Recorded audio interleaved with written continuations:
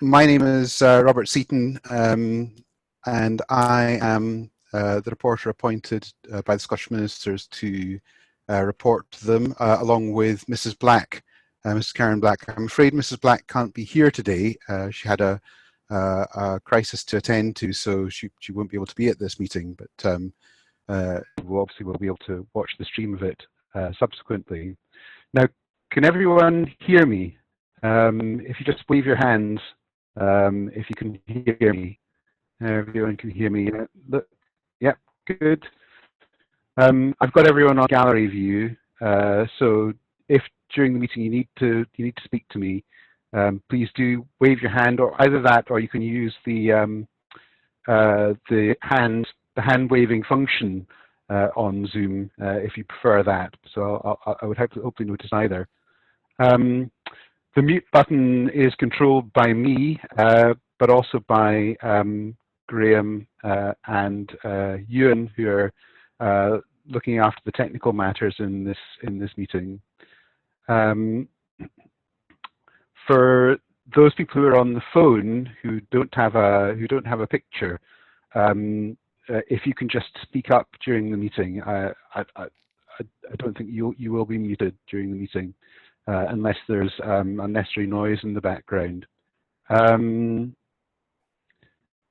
Yes, as Ewan and Callum have said, observers, people who are not taking part in the meeting, should have their video and microphones off, so they should be muted. There isn't a live video feed going out of this meeting, but there will be a recording which we uploaded to the DPA's well, to the Public Eye TV site for the DPA. So can I ask party representatives to introduce themselves, and I'll go around everyone. So first, we've got the Clash Gour applicant. I see it's Mr. Trinick who's here for Clash Gour. Is that correct? Thank you, sir. Marcus Trinick of Queen's Counsel, instructed by Eversheds. I'm here for that applicant. Good. And for the Rothes 3 applicant, that's Mr. Steele is here for Rothes 3? Yes, sir. Good morning. Gordon Steele, representing Rothes 3, and somewhere are Nicola Martin and Fraser Gillis, instructing solicitors for WJM. Can I? Is Mr. Ian Kelly on? I haven't noticed him on the. But he may be. I don't know. 2 spaces below you on my screen, I believe. So, Mr. Kelly, perhaps you could identify yourself now for Save Wild Murray. Oh, you're still muted, Mr. Kelly. You'll need to unmute me, please. Thank you. Good morning, Ian Kelly here, representing Save Wild Murray, Dallas Estate, and the Upper Lossy Group. Thank you. Right.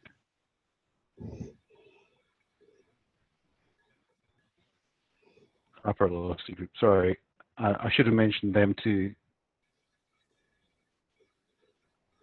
Okay. For Murray Council, Mr. Ewan Brown. Yeah. If you could identify yourself, Mr. Brown. Ewan Brown, advocate for the Murray Council, and joining remotely this morning are Cameron Gregg, instructing solicitor from Morton Fraser, and also Neil McPherson and Mrs. Aileen Scott from the council. Okay. And for Highland Council, Mr. Finlay. Yes, good morning, sir. James Finlay, Queen's Counsel for Highland Council. David Moody, Roddy Dahl and Karen Lyons are with me this morning. Yeah. And they're all listening in, are they, Mr. Finlay? Yeah. Yes. Good. We have Speyside Community Council. They've not dialed in, have they? Callum, Graham, could you let me know if Speyside Community Council are available?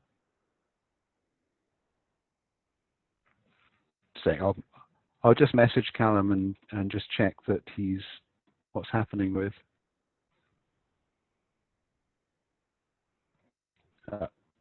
Okay. I'm just getting a message from Callum. Energizing Murray, Mr. Hilditch. Is Mr. Hilditch here? Yes, me here. Yes, I'm Graham Hilditch. I'm Chair of Forest Community Council and obviously representing the Energising Murray, which is a joint community council steering group. Are you representing Forest Community Council too? Or are you representing Forest Community Council too? Yeah, no, yes. no, it'll be Energising Murray, yeah. Okay, good. Now, is there anyone I haven't mentioned, any party who's here who I haven't mentioned? Mr. Higgs. Yes, if you could say who you're representing, if you unmute yourself. Yes, good morning. I'm Brian Higgs. I'm representing Findern Community Council. Oh, good. Okay, Findern, right. Okay, I got a message from Mr. Davenport that he wouldn't be able to come, so I assumed that no one would come. Yes, we've been trying to sort very much things out. for appearing. Good. Okay, good. Right. Right.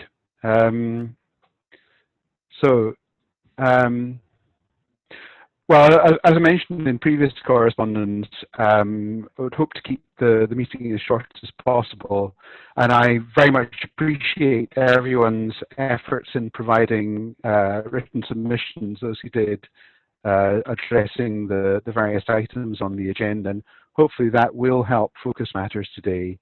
I won't necessarily reach a decision on the spot on all the matters that that parties haven't agreed on, but Mrs. Black and I will confirm our position on those matters in the note issue of the meeting.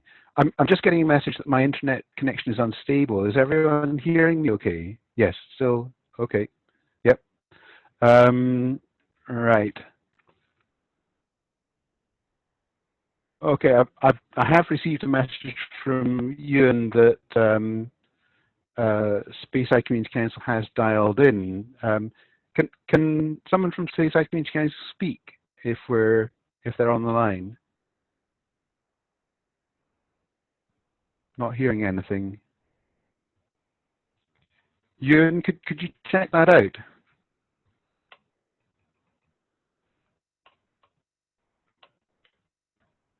Okay, Ewan's going to check that.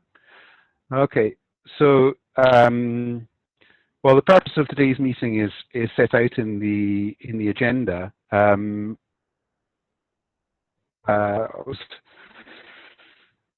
Essentially looking at how we might proceed with an inquiry commencing in September, what arrangements we might put in place for that inquiry to proceed, to consider any contingency arrangements we might need to put in place, and there's also a number of other matters to deal with.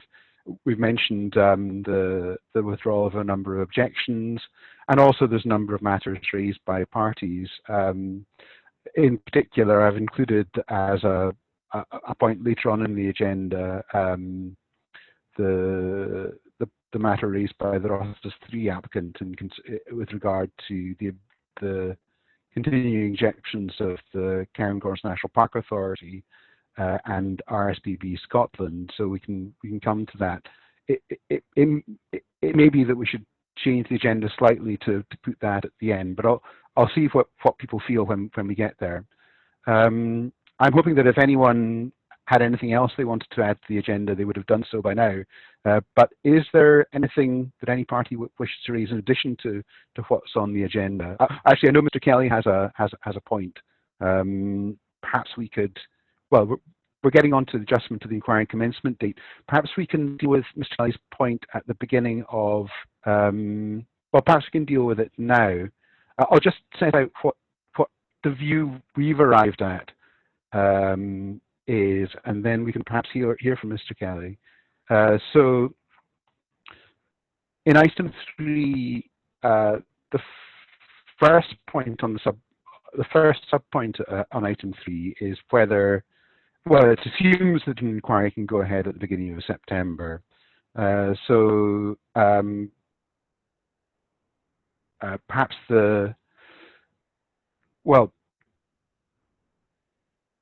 the framework for the Scottish Government's decision making on measures to address the pandemic is set out in the route map, and you'll have seen a link that we've provided to that. And as you know, the First Minister's indicated we moved to the first phase of relaxation of the rules on 28th May. Obviously, under the rules as they stand, we couldn't possibly hold an inquiry in the first phase of the relaxation. Any arrangements we would make to hold a face-to-face inquiry would have to be based upon an assumption that the rules will change by the time we get to September. That's something, of course, that we can't be absolutely sure of. However, the points I would make is that it does appear from the route map that the government expects us to have reached phase 3 of the relaxation by mid-August, since it anticipates that schools are going to be back, and that's one of the aspects of phase 3. And another aspect of phase 3 is the justice system would be expected to resume most of its work then. And the DPA's, having consulted internally, the DPA's current view is that inquiries can resume in September. But you know, I'm willing to hear Mr. Kelly's submission on this.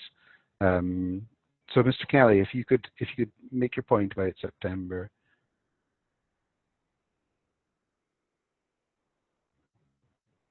If you unmute yourself, Mr. Kelly. If you could unmute yourself, Mr. Kelly. Callum, could you unmute yourself? Could you unmute Mr. Kelly? Right, hello. Normally, the control of the mute is the person hosting the meeting, you know, and that's the easiest way to do it. But if I just put the point very simply, the position of my clients is that they simply do not have the resources to start working for an inquiry in September and then find that things haven't moved as per the current view in the route plan and be postponed until what's looking like the end of November, December. So my client's position is that they need a firm decision. Either we go for September or we don't go for September. We can't have a stop-start. Taking a pragmatic view of things as they are at the moment, I would suggest that it would seem that a September start is at risk, and to put it no higher than that. But the simple point is we can't ride two horses. We either have to go for September for a face-to-face inquiry, or if that's not going to be possible, we desist. We can't ride two horses. Mm-hmm. Okay. Well, I'll go around the parties and take their views on this. I know Mr. Steele. Well, the Rothes 3 applicant suggested that there might be a need to, or there might be a possibility of assisting until December. Perhaps I can go to Mr. Steele next. Thank you, sir.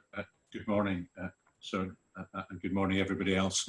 Firstly, can I just clarify, sir, do you see that we're in phase 3 or phase 4? Because I have looked at the matter in detail, and it's not clear to me whether our gathering, as it would be within phase 3 or phase 4. Hotels are in phase 3, but larger gatherings are certainly in phase 4. And I also note from the Scotsman this morning, which is probably wrong, of course, that there's a threat to go back to full lockdown because people haven't been behaving themselves. So in summary, our position as we set out in the written note that you got yesterday is that there is very significant doubt as to whether we can properly proceed in September. And I would, of course, point out that this gathering will involve bringing people to a relatively small community from various parts of Scotland, the Central Belt, East and West, as well as several parts of England, the Midlands and the very southern tip of England. Therefore, we need to be absolutely satisfied that all measures are in place, that we have a suitably sized venue, and that the government advice is fully compliant.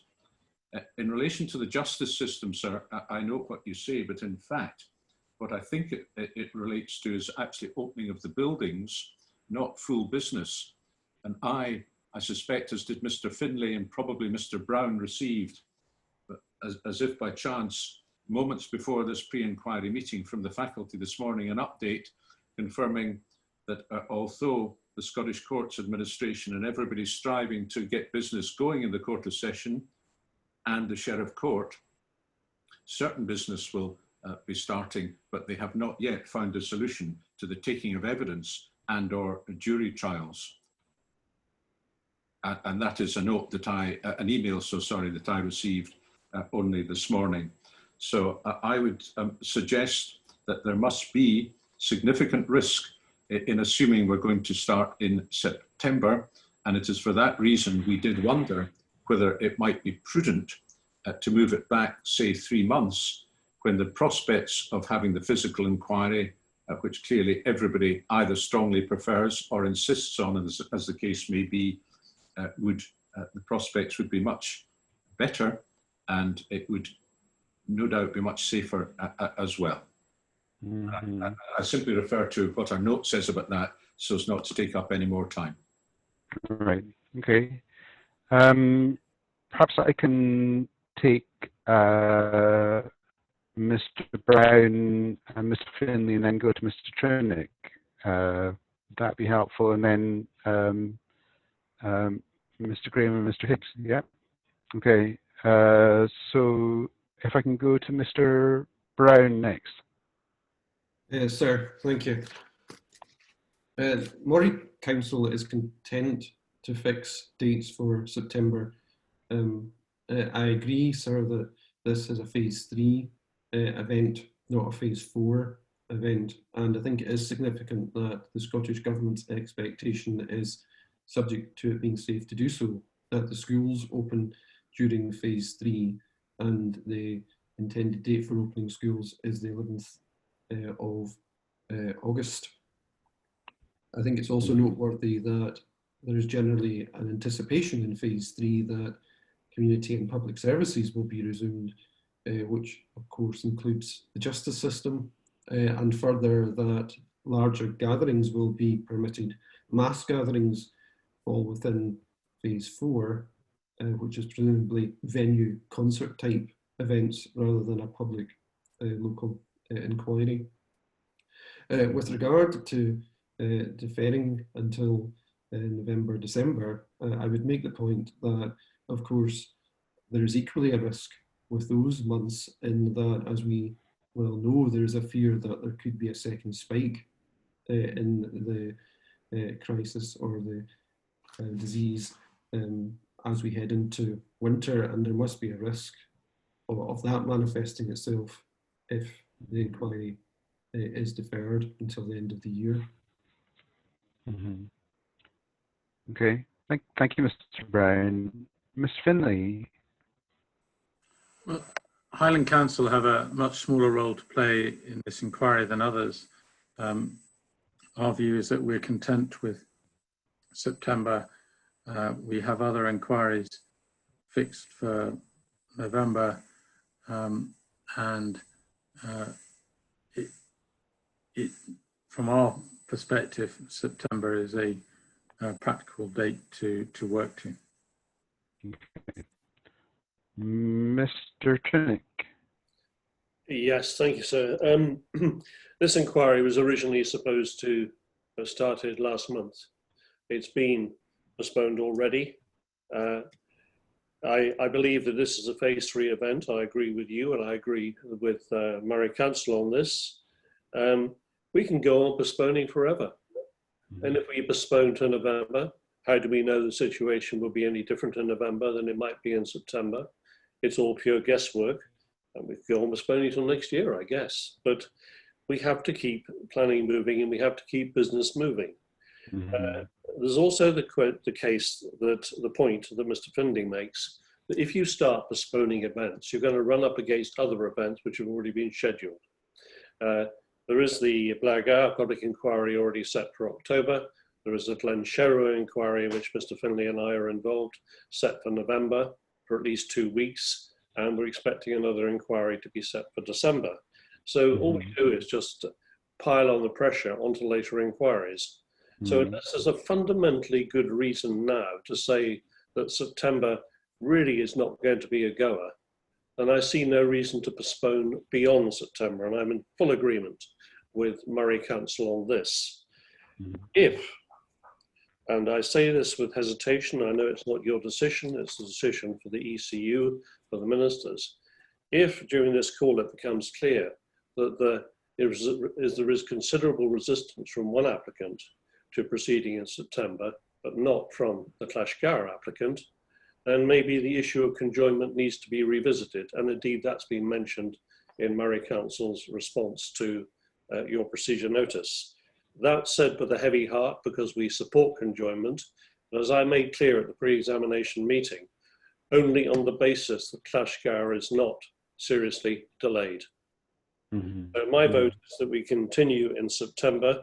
If the surprise, if for whatever reason we're deferred beyond that, then we may need to look at the issue of conjoinment again. Thank you.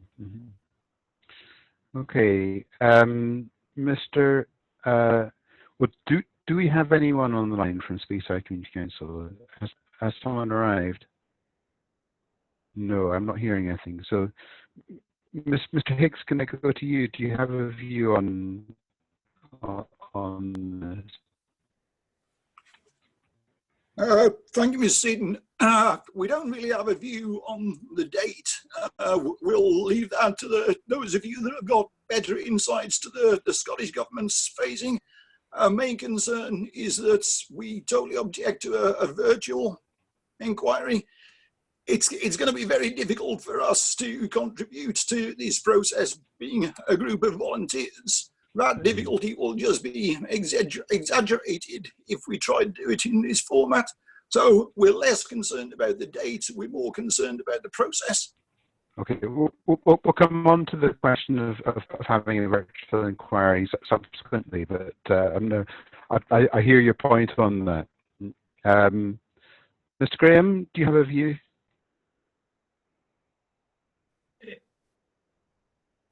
Yes, for some reason or other, my name's coming up as Mr. Graham. It's actually Graham Hilditch, but of course you, Mr. Hilditch. I'm more than happy for you to call me. Sorry. Regarding the format of the meeting, whether it's virtual or face-to-face, I've no issues either way, and I'll be happy to cooperate. I know we'll come on to that later. Regarding the timing, I feel a September meeting would be more beneficial, purely from a logistical point of view of the weather up here. If we were to have a face-to-face meeting, winters tend to be more unpredictable. So for me, an earlier meeting would probably make more sense.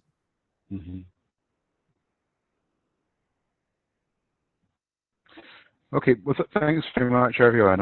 I'll take your views away on that, and we can consider it. But sorry, Mr. Steele, are you wanting to speak? So yes, just to make one response to a point that was made, sir.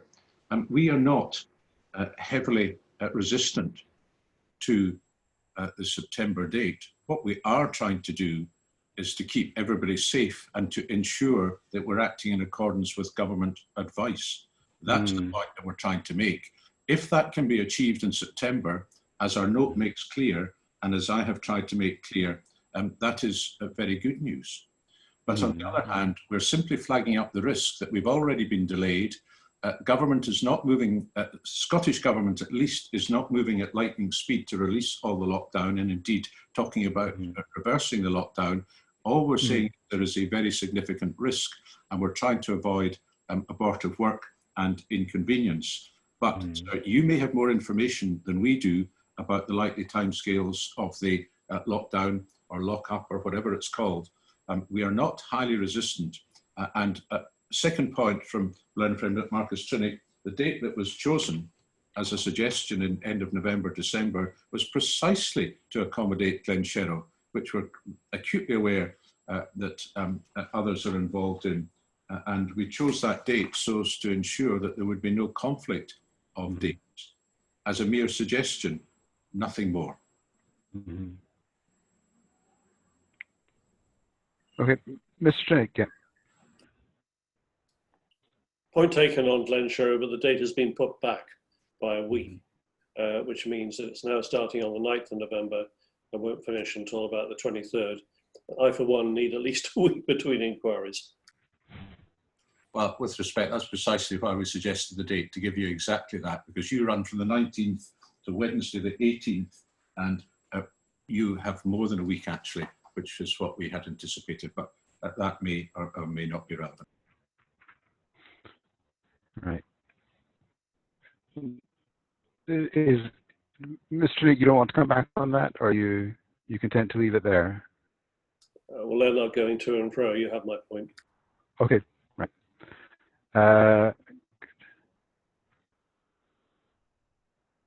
Sorry, this is the issue of having multiple screens. I was just checking the guidance.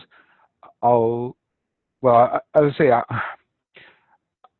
I think my current strong preference is for September. I will, of course, consider the point that Mr. Kelly has made, and I'll look further at Mr. Steele's points about whether this falls into phase 3 or phase 4 as an inquiry. But I think if we can proceed on the basis in this meeting, at least, that we were looking at a September inquiry, and we'll consider those points further. I'll consider them with Mrs. Black. So could I just raise in related? Yes, of course, yes. Related to that point, I think it actually comes later, but it may be helpful to do it now. The question of site visits. As you know, that we outlined previously that we still hadn't done some site visits that would be necessary. I don't know whether you have or have not done. I note, of course, the Chief's Planner letter about site visits, but of course, given the location, it may not be possible to achieve a site visit in one day, depending on how many locations one has to go to. So a September date would have to also take into account the need for site visits at a suitable time in advance of any September date. That may include you. It certainly, most certainly, relates to some of our witnesses, one or two who haven't been there yet, others who have to carry out fairly extensive revisits of the site. Yes, no, I take that point. Now, if I have a look at I did look at this in the guidance.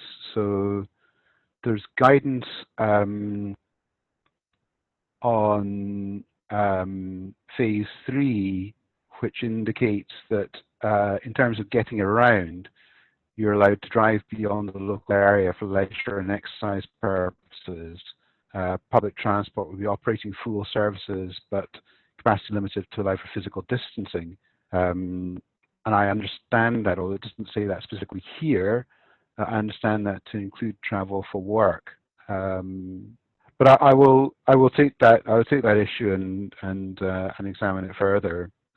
The particular complication there is that if it's a longer site visit, it will involve staying over, and hotels don't reopen until phase 3.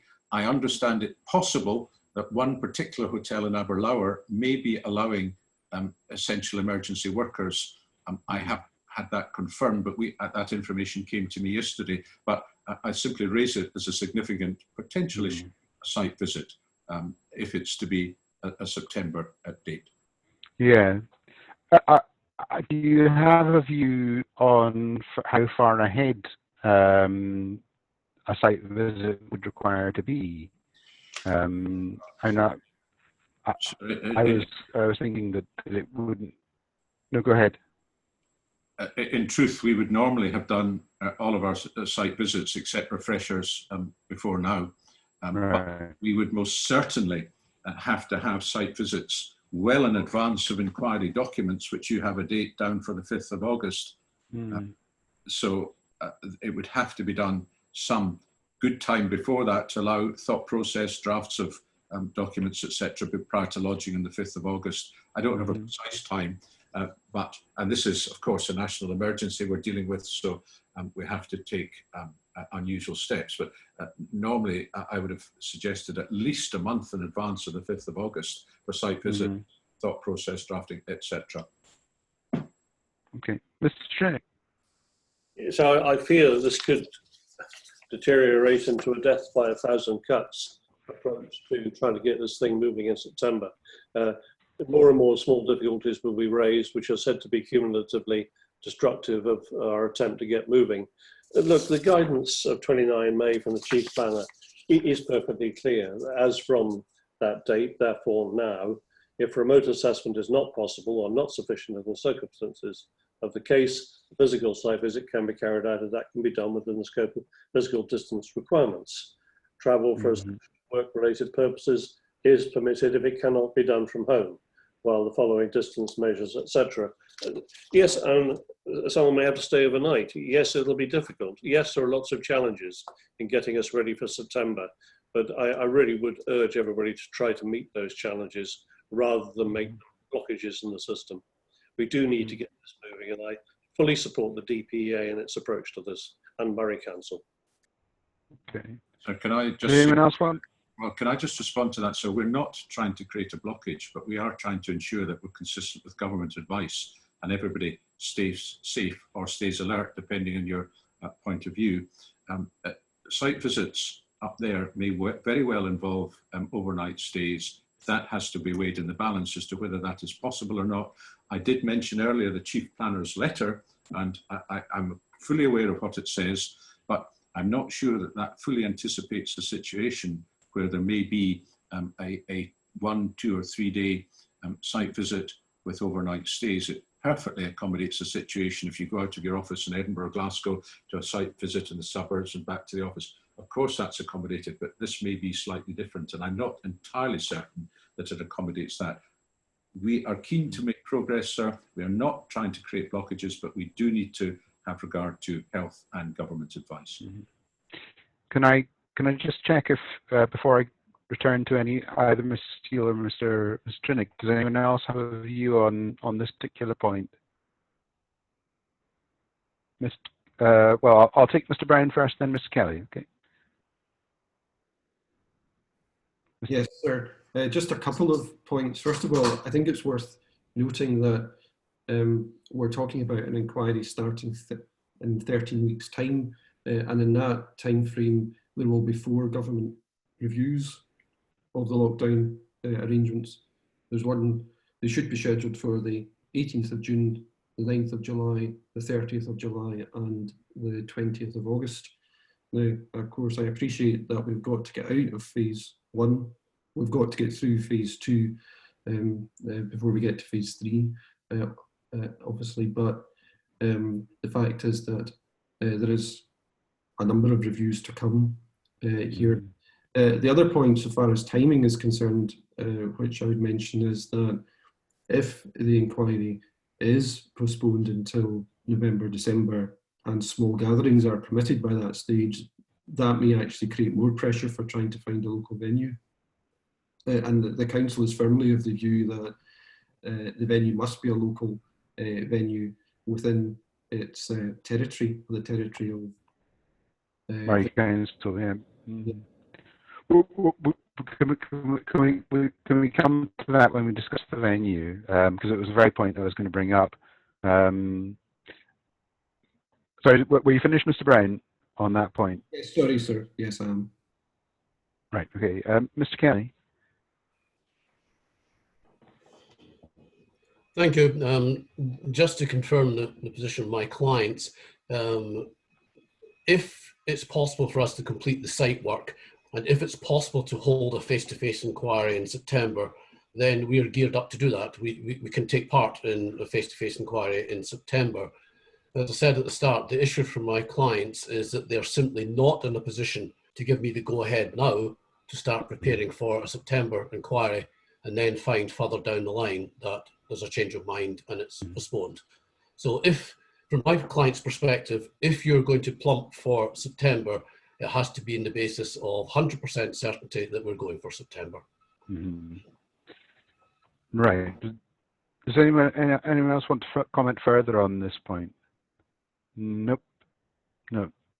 Okay. I'll take those points away and look at them further. But as I say, my overall view notwithstanding the points made by Mr. Steele about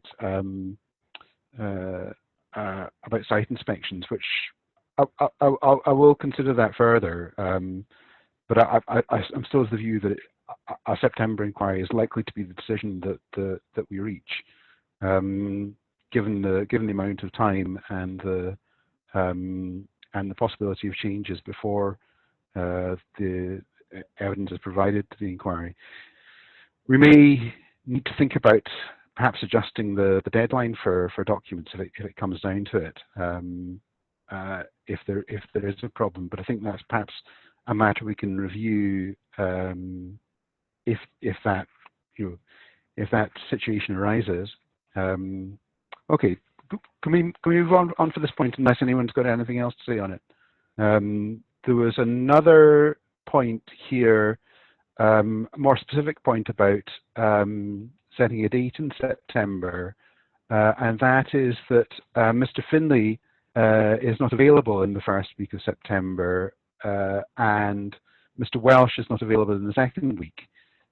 We plan to have landscape evidence in the first week of the inquiry.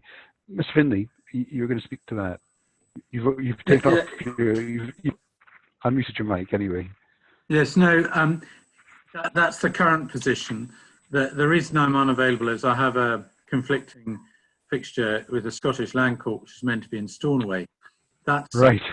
Potentially unlikely to go ahead, more unlikely than this inquiry for a variety of reasons, but it's not settled yet. But Highland Council have taken the view consistent with the guidance note issued by the Chief Reporter, I think it's GN25, back in the halcyon days pre-COVID. If I'm not available, they will engage another advocate. So my availability or unavailability should not prejudice the start date of the inquiry. We attempted with via Mr. Trinick's good offices to see if we could move our session to the second week, but his landscape witness is not available that week. And so we've explored other alternatives, but at the moment Highland Council are content for me to continue to represent them at this stage, and we'll take alternative action should that become necessary. Okay. Well, for those reasons, we don't consider that that my availability should affect the setting of the inquiry date. Well, that's very, very helpful, Mr. Finlay. I'd be sorry to lose you, of course. But likewise, but I'm hoping that I shall be there to haunt you in any event. But at the moment, I can't commit to that. Right. Okay. So unless there's anything else on this point in the agenda, can we move on to point 4, which is the details of a social distancing inquiry. Now, I've put the venue as the first sub-point on this issue in the agenda. Because the other points affect the choice of venue, perhaps we can deal with the choice of venue last, if that's okay with everyone. So if we just run through the various points that are there.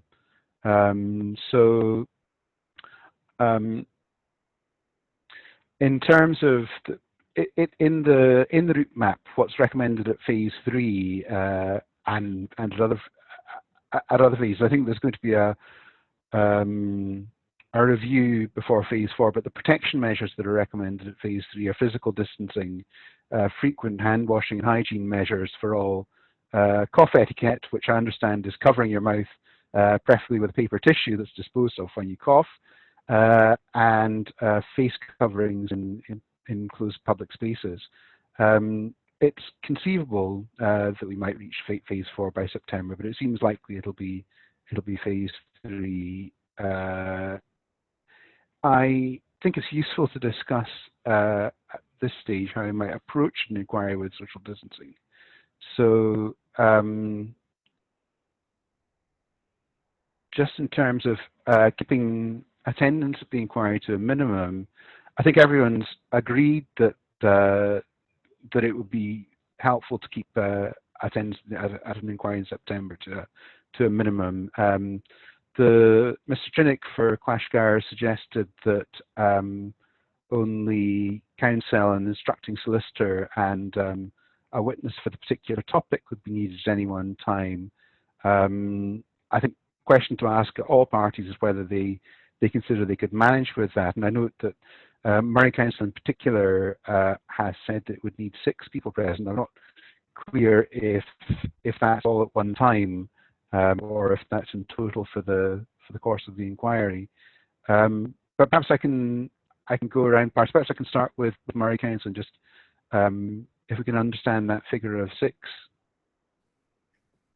Yes, sir.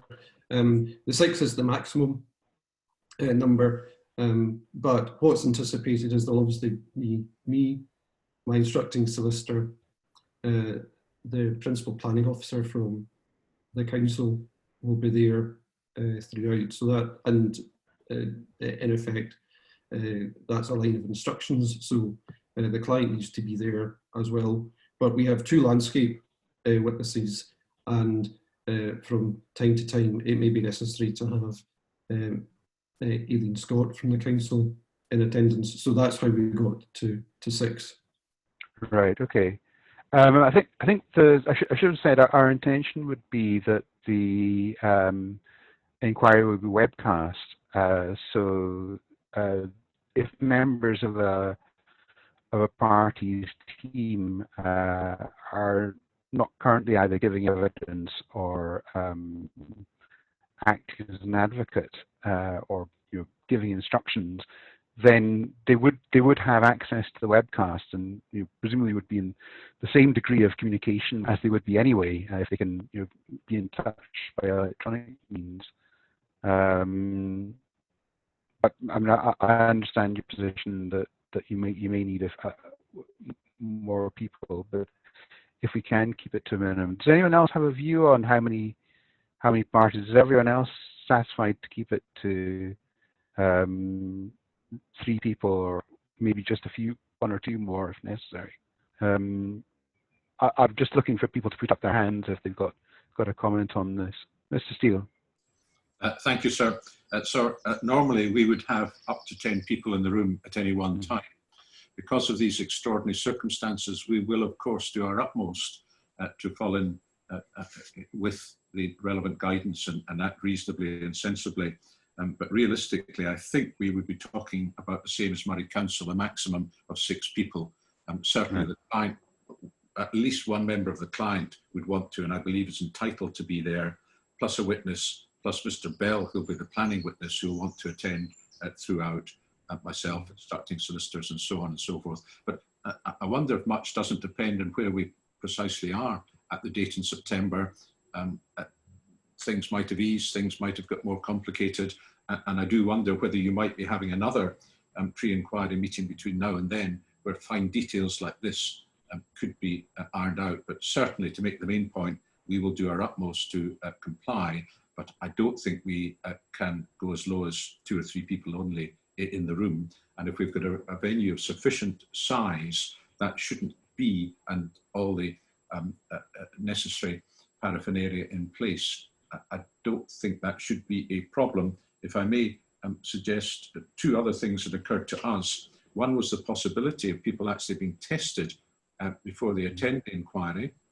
And the second one, which I would have thought really is pretty important, is to have a temperature gun to check everybody arriving at the venue, as one will expect to see at other public events, and is pretty commonplace, and it's not difficult and it's not expensive, but really might be very important indeed. Yeah. Just in terms of the tests,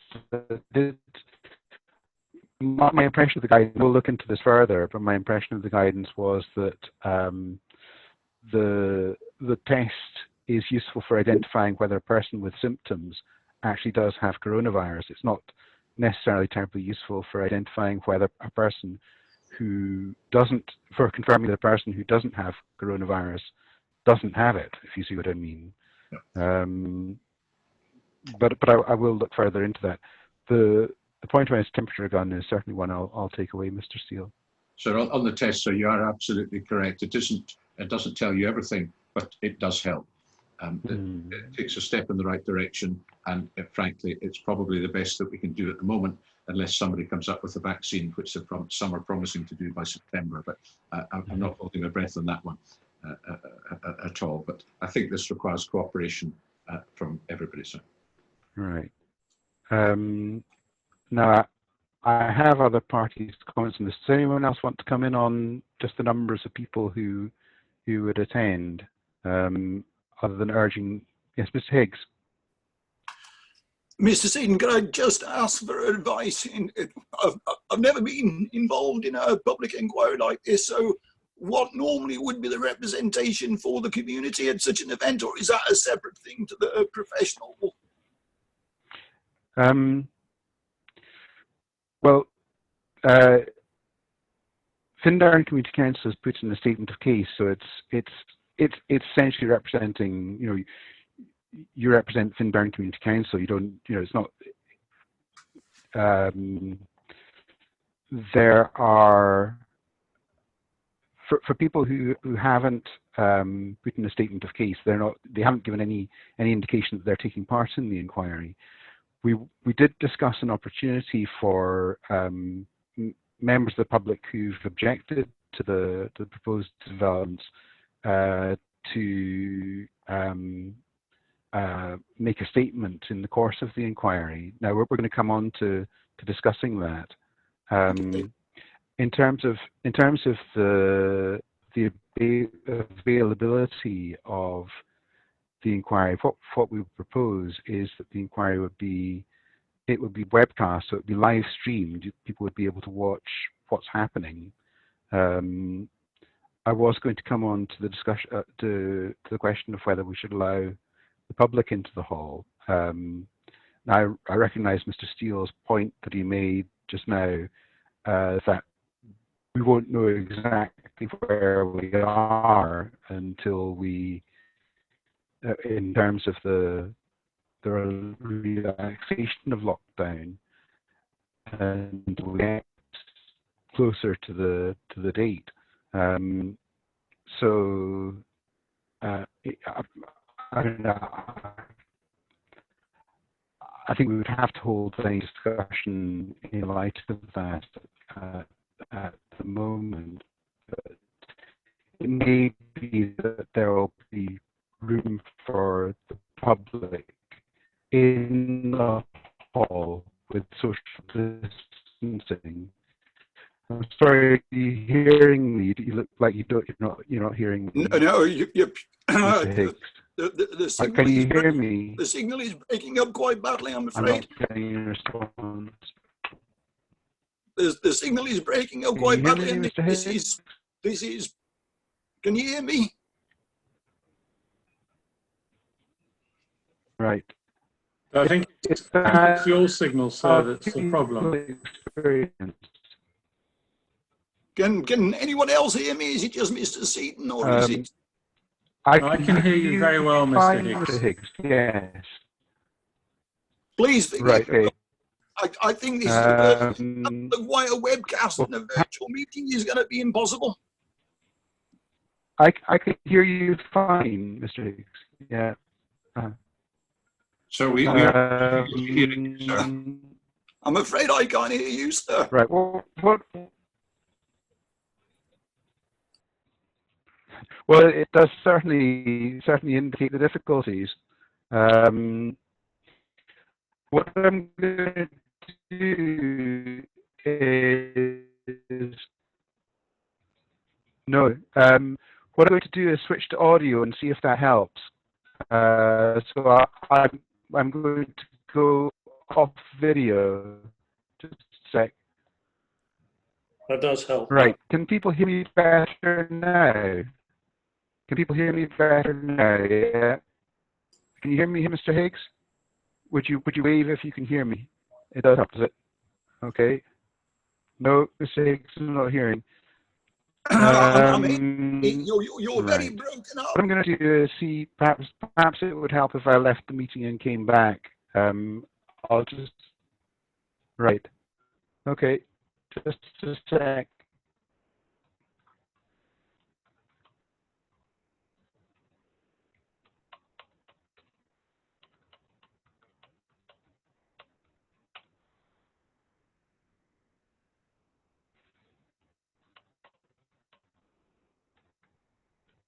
I'm sorry, bear with me for a moment, people.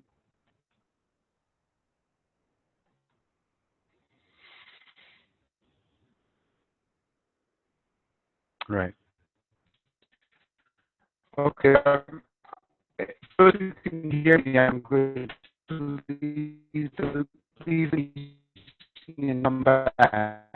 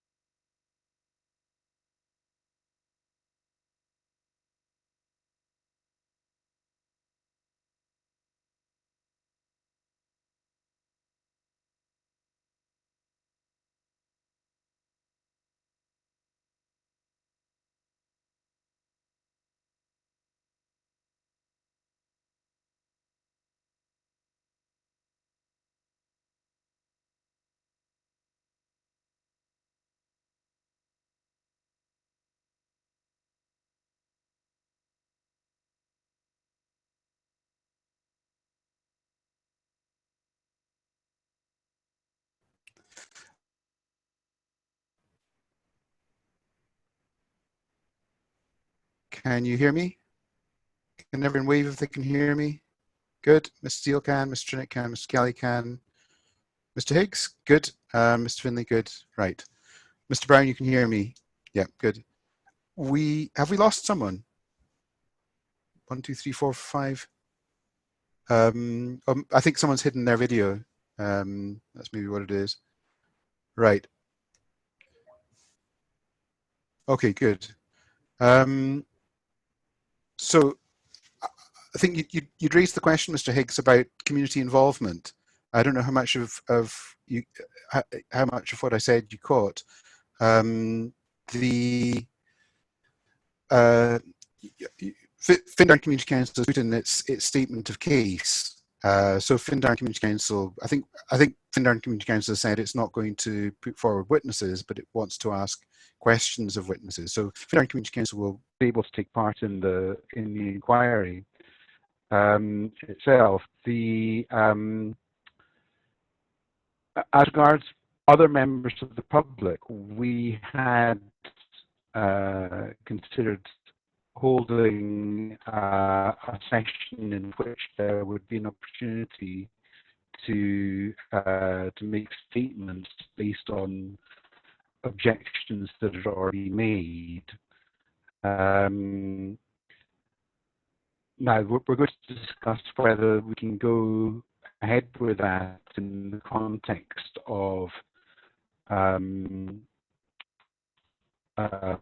social distancing inquiry. We may be able to come up with an alternative procedure to that. I think those are the opportunities we look at for sort of wider involvement.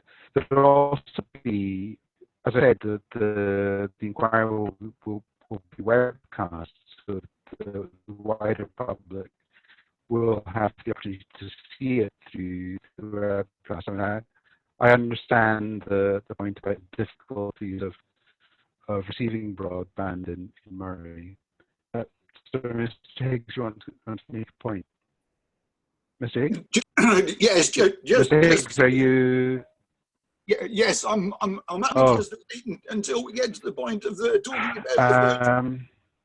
I seem to be having difficulty with the internet again. Sir, can I just confirm that I'm certainly having difficulty following everything that you're saying? It seems to be coming and going a bit. It is very difficult. I'm sorry, I'm going to have to. Okay, can you hear me now? Am I seeing you now?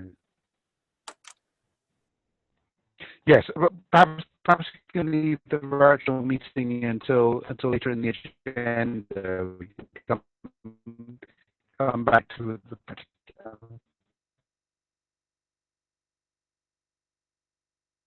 So I'm sorry, sir, I simply didn't follow what has just been said. I don't know if it's just me or everybody else. I think we're just dropped off the call. I think the connection is gone. If you give me 2 minutes, I'll let you know. You can hear. We can't hear you very well. Like seems to be a DPEA participant issue here. We can all hear each other, but we can't hear you very well.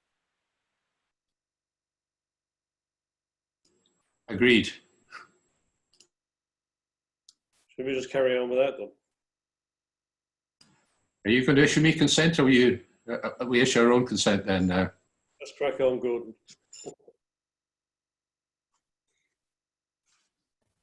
Hi, I don't know if you can hear me a bit better now, but yeah, the reporter is back with us now.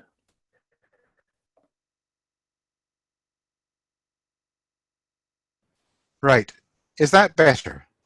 Can people hear me now? Good. Okay.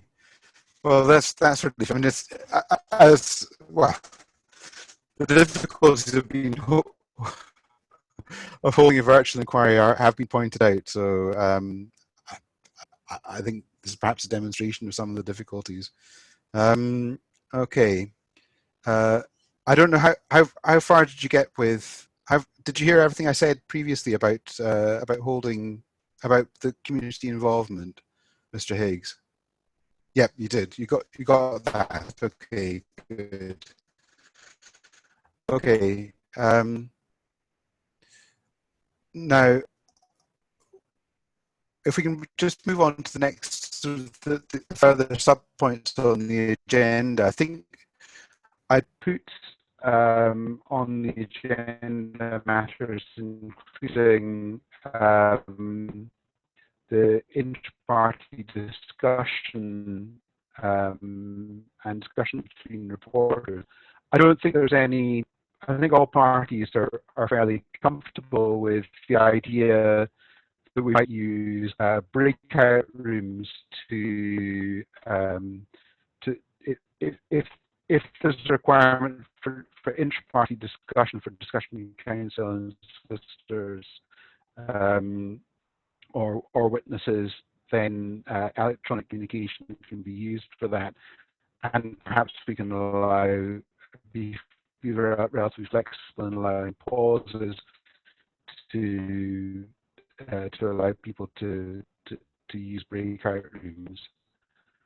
And the breakout rooms should be a feature of the venue.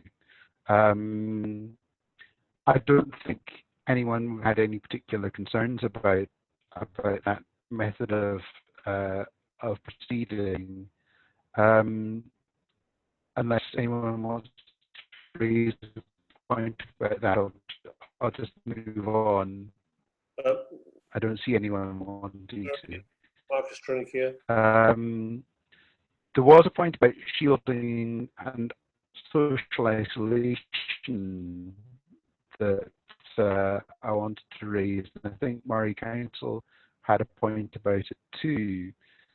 I don't want parties. I'm going to ask about shielding, and I don't want parties to tell me that they have who amongst their team is shielding, but I want to ask parties whether they've checked that their witnesses and representatives, whether any was shielding. Sorry, Mr. Nick.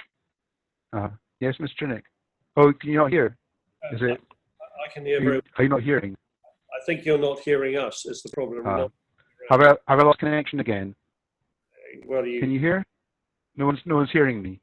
Yes, we can all hear you, but see, you can't hear us, I think, is the issue. Ewan, if you can hear. Right. I think you need Yes, I can hear Mr. Trinnick. I am hearing you, Mr. Trinnick. Yeah. Sir, can I say that again? The line appears to be quite Right. muffled. Okay.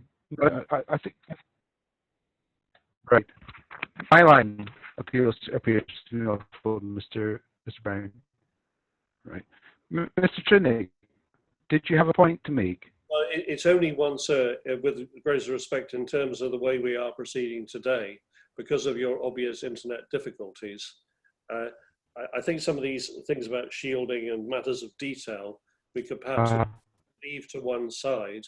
And can we go straight to where the inquiry is to be held? Because Mr. Steele's up.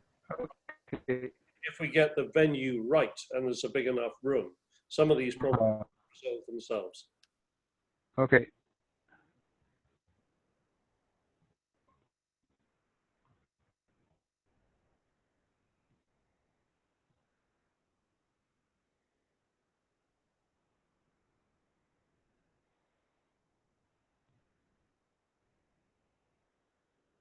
Okay. Well, there are a number of points I think we can cover in our note of the meeting, and if people have comments on them, then they can come back to us. Yeah, I think I'll cover in the note of the meeting the point that Murray Council made about essential that people might have to about the potential for having to quarantine people who have been in contact with someone who takes ill at the inquiry. I think there's a solution to that. So I will cover that in the note of the meeting. In terms of venue, I'd like to thank the parties who made proposals for a venue.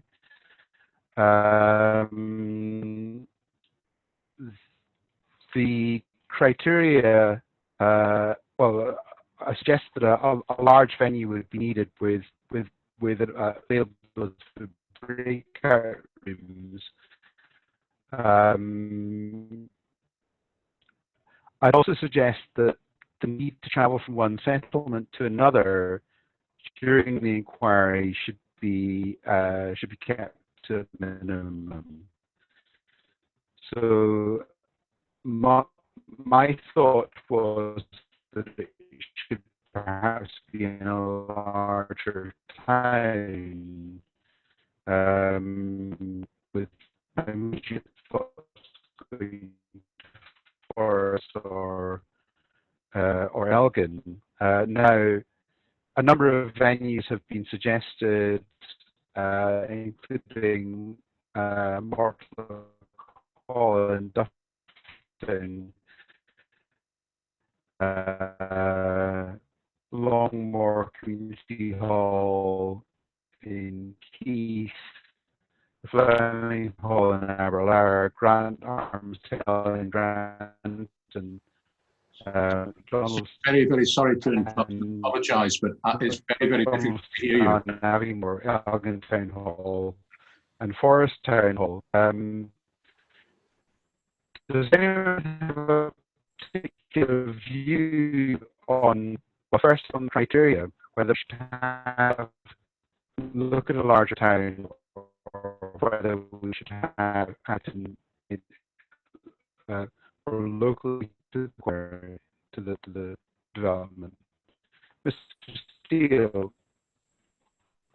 Sir, I'm sorry to say, I've had it for a little while, but it's very, very difficult to follow what you're saying. Will you unmute yourself?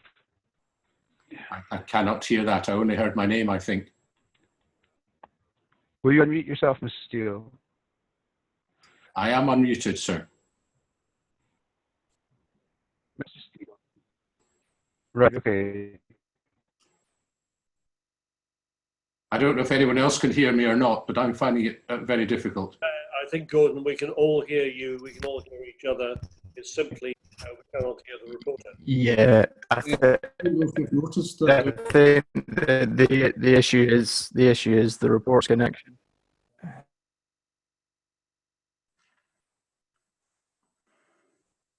Well, Ewan, this can't go on like this. It's a waste of everybody's time, frankly. Ewan suggested that videos, would that help? Yeah, if could you turn off the video? Just if you're not speaking, it might help his connection run a bit smoother. But yeah, as I say, this is dropping off quite significantly.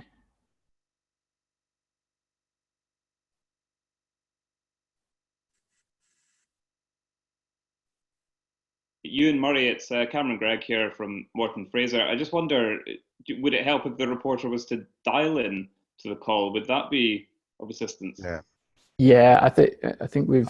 I'll give that a go.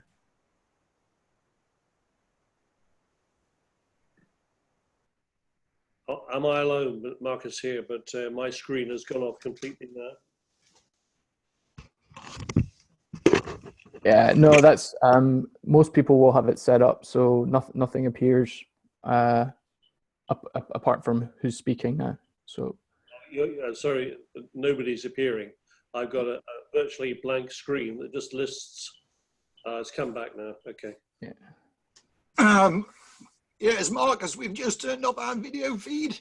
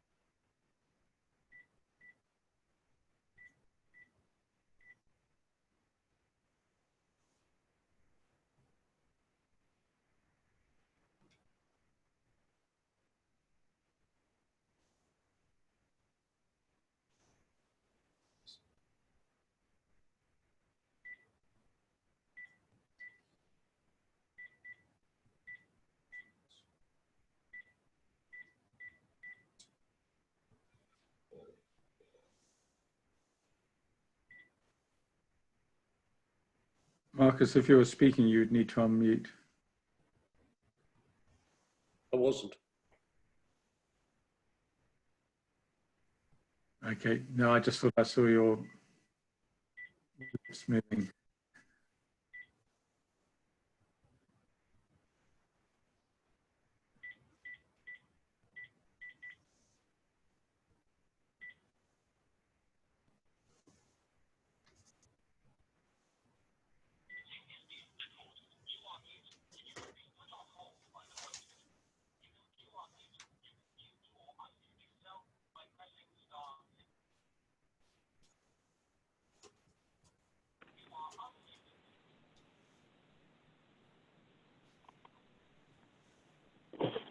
Right. Hello, everyone. Can everyone hear me now?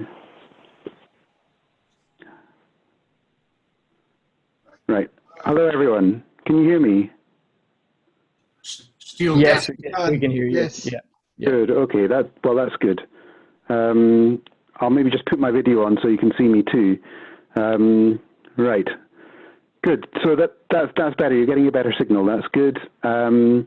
We were talking about venues. Now, I don't know how much any of you got from that. Basically, there have been a number of suggestions of venues. They include both rural venues and venues in Aviemore, Elgin and Forres. I have a slight concern about rural venues in that people may have to travel from a distance. There won't be there wouldn't necessarily be facilities such as restaurants or hotels available in the more rural venues. Now, and that people will have to travel daily to the inquiry. Now, I don't know if anyone else shares those concerns, but it would be helpful if I had your views on whether, on what criteria we should apply in determining what the inquiry venue should be, and if anyone has any views on the various suggestions that have been made. I don't know if everyone has seen those. They include Mortlock Hall in Dufftown, Longmore Community Hall in Keith, Fleming Hall in Aberlour, Grant Arms Hotel in Granton, McDonald's Hotel in Aviemore, Elgintown Hall and Forest Town Hall. Okay. Now, since I think perhaps I can go to the council first, because council had a strong opinion on using Aviemore as a venue. Mr. Brown. Yes, sir. Thank you. Yes, the council is firmly of the view that the venue needs to be as close to the development site as possible, subject to the constraints which you have outlined, sir. The issue about Aviemore in particular is that it's a 50-minute trip by car from Aviemore to Aberlour. It's important for local residents and local objectors that the venue is readily accessible for them. And that was the reason why the council had proposed Elgin to try and strike a balance between a larger community and in particular with Elgin Town Hall, knowing that it was a larger venue.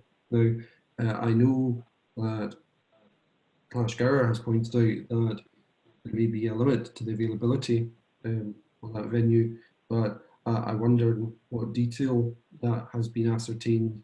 I had a look at the website for Elgin Town Hall, and they seem to have an event scheduled for Saturday the 5th of September and another event for Friday the 18th of September. And there may be other events which are scheduled.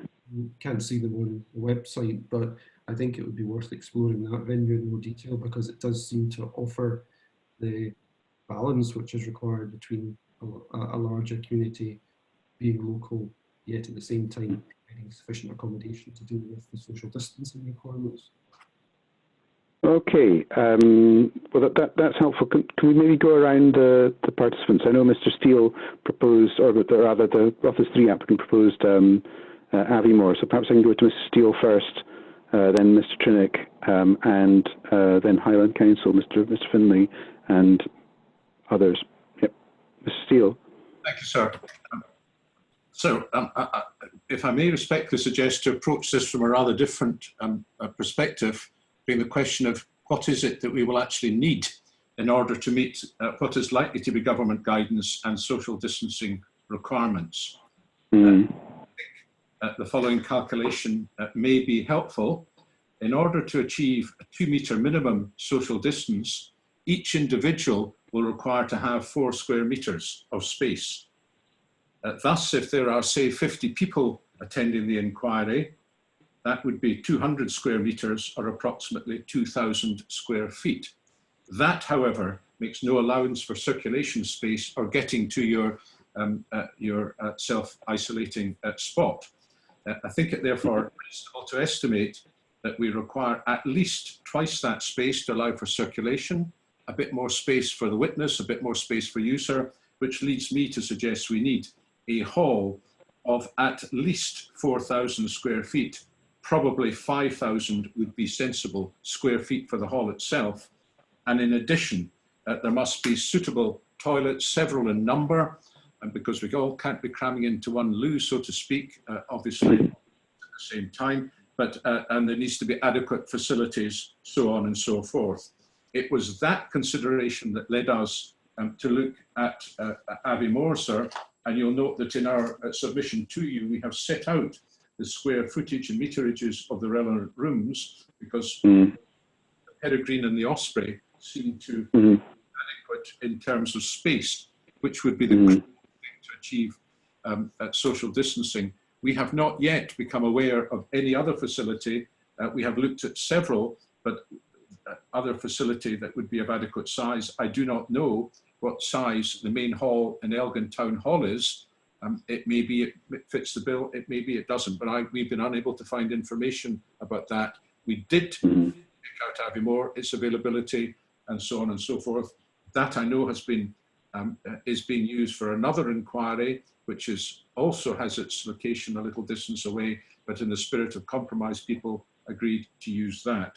So in my submission, the proper way to look at this is what is it that we actually need to keep people inconsistent with government guidance? The answer to that is it must be at least 5,000 feet. Okay, Mr. Shinnick. Thanks, sir. I, in fact, completely agree with Mr. Steele on this. The choice should be driven by what it is we need to achieve. There'll be journey times. I think it's a price we have to pay. And that's not said lightly. Journey times are journey times. The other options, well, there is the Grant Arms in Grantham, but the trouble is it's simply not big enough, I think, in fact, in terms of the space calculation required. We did another there, so it's not a big hall. McDonald's, there was a very large inquiry, the Alp Dune inquiry back in 2012, and the rooms are very large, the facilities are very good, you can get them there very easily, and of course you've got all the town's facilities in Aviemore. So I strongly support what Mr. Steele says and that choice of venue. So, sorry, there's one point that I should perhaps have raised as well, which may assist. If there's a difficulty about people travelling to Aviemore, if that venue is thought appropriate, then a solution to that would maybe to set up in a smaller local hall suitable screens and facilities, which would have to be manned, so that the members of the public could attend there to see, because they don't have internet connection, but they could go to a local hall. Local residents could go to a local hall to watch the inquiry, and they'd then be able to communicate with whoever any thoughts, concerns that they may have. And that may or may not assist with the issue of the travel distance, which my learned friend Mr. Brown has mentioned. Right, okay. Mr. Finlay, I'll go to you and then to Mr. Higgs and Mr. Hilditch. Mr. Finlay first. Aviemore would definitely work for Highland Council. We'd indeed welcome people into Highland Council. No, indeed, yeah. But that is part of the, I can understand Mr. Brown's point, that's part of the issue. But we are having agreed to another inquiry there. We understand the venue is large. It seems to be a sensible venue for people to work to. The majority of teams will be coming some distance anyway to any particular inquiry venue. So yeah, it would provide greater certainty to the inquiry going ahead if it was in a venue which was large and had the capability of social distance. Right, yeah. Mr. Higgs.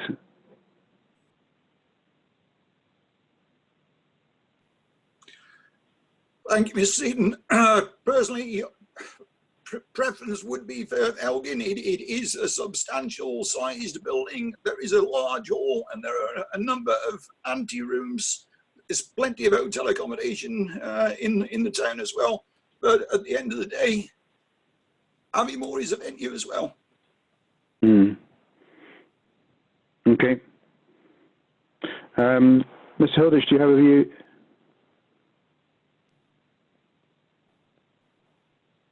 You're unmuted, yeah. Yeah, I would tend to agree with Mr. Higgs actually. Elgin and Forres tend to be the biggest conurbations in the area. They're both fairly accessible. Problem with the Forres Town Hall, the acoustics are pretty dreadful there. Elgin's bigger, has more space, very accessible. Despite temperature testing, I'd imagine temperatures would be rising during the proceedings. There's plenty of space there for social isolation, so I think Elgin would be ideal, really. I think we looked at Elgin in previously looking at a venue for the inquiry, and I think the difficulty we had with Elgin Town Hall was it was used a lot for other activities. But I think, yeah. But I hear what you're all saying, and it does sound like Elgin Town Hall is something we should look at. I'll take that away and address that with the case officer who'll have to deal with venue availability anyway.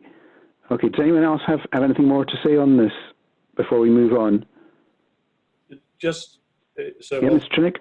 Thank you. I think the point made by Mr. Finlay at the end of what he said was perhaps the most important, that if we're going to maximise the chances of this event going ahead in September, the size of the hall, if we are to accommodate members of the public as well as witnesses, is of particular importance.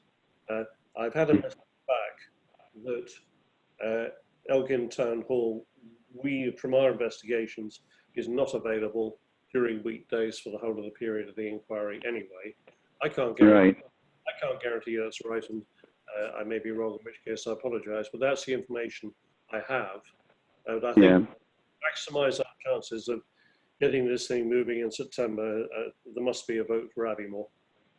I don't suppose anybody knows. We're trying to check at the moment, but the size of the Elgin venue, because if it's not 5,000 feet for the main room and above, I would suggest that it is not suitable and doesn't need to be considered further. But maybe the local authority have an answer to that now. I don't know. Maybe Mr. Brown does. Mr. Brown? No, sir, I don't have an immediate answer to that. It's something we can check. Mr. McPherson? Yeah. Do you want to unmute yourself and say your point? Yeah, only because I wouldn't pretend that I knew the exact square footage of the hall, but it is a very big hall with lots of ante rooms, lots of mezzanine floors with seated areas for the public. Its layout is maybe useful. It's maybe useful just for your benefit to understand that the town hall in Elgin, because of the seating areas and the balconies, you could devote more of the floor space to the calculations that Gordon Steele just mentioned.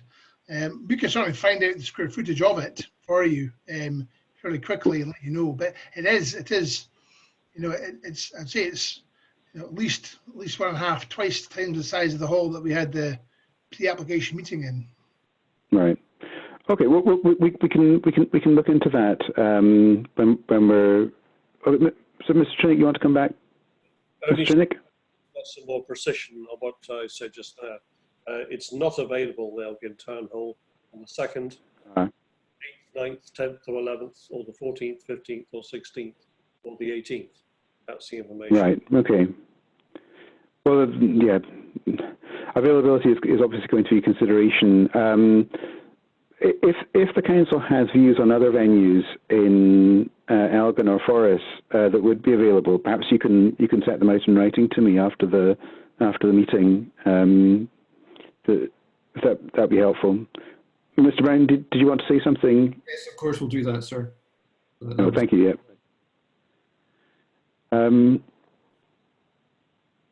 Just check that there wasn't anything else on this matter that we need to deal with. I think we can move on from item 4 on the agenda, unless anyone has anything else on item 4. No. There was the question of holding an evening session. It was suggested by parties that we might hold an open session for members of the public to make statements. So as I've mentioned to Mr. Higgs, people who've objected would have the opportunity to speak to their objections without cross-examination. It would be set up at a time when people might be expected to be more available rather than during the day. It would probably be during the evening.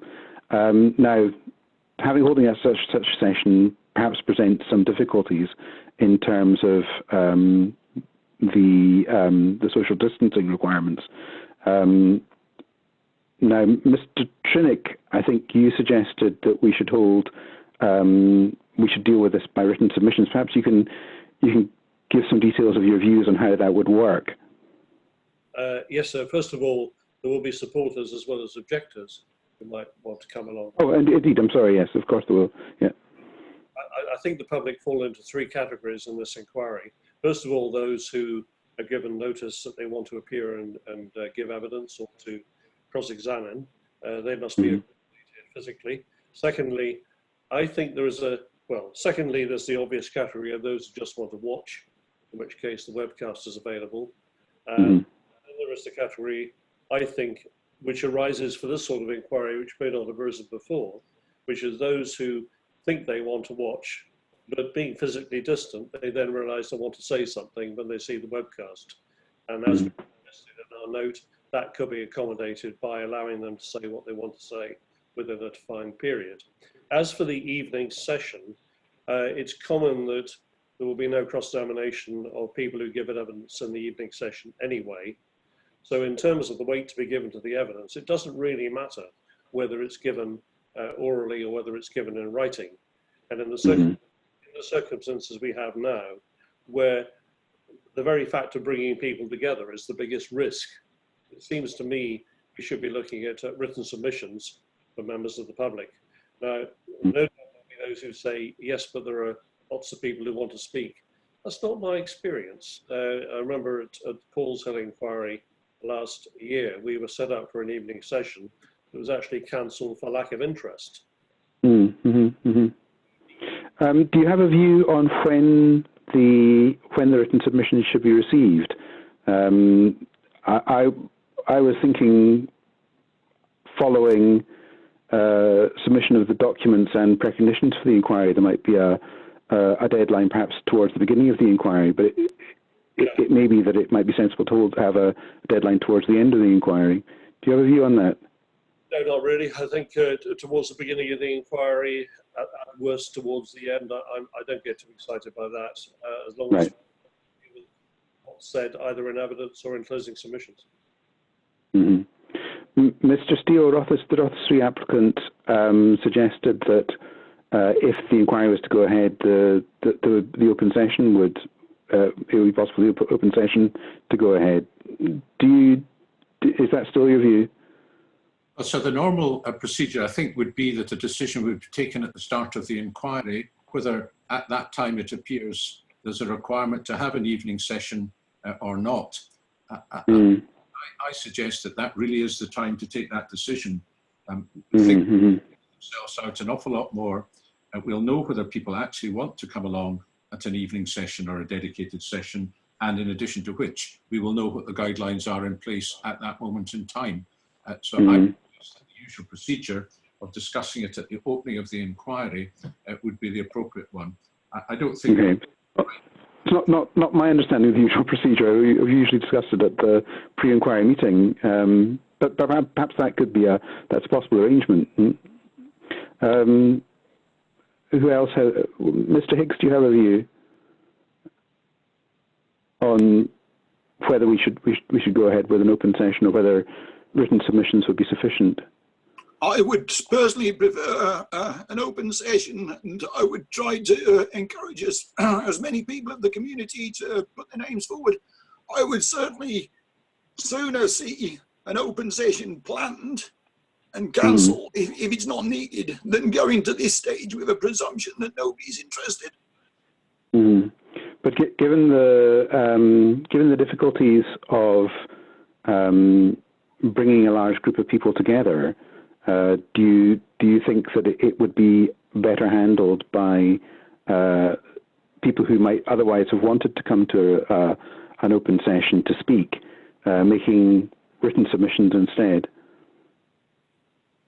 No, again, the importance of the decision on the local community, I would be encouraging people to turn up and to actually present their case. Okay.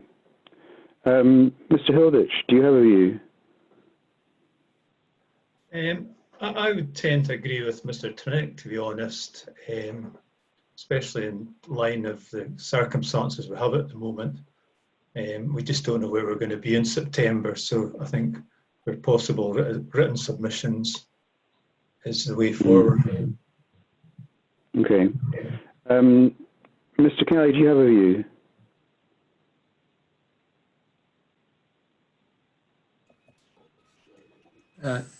So was that for a question to me?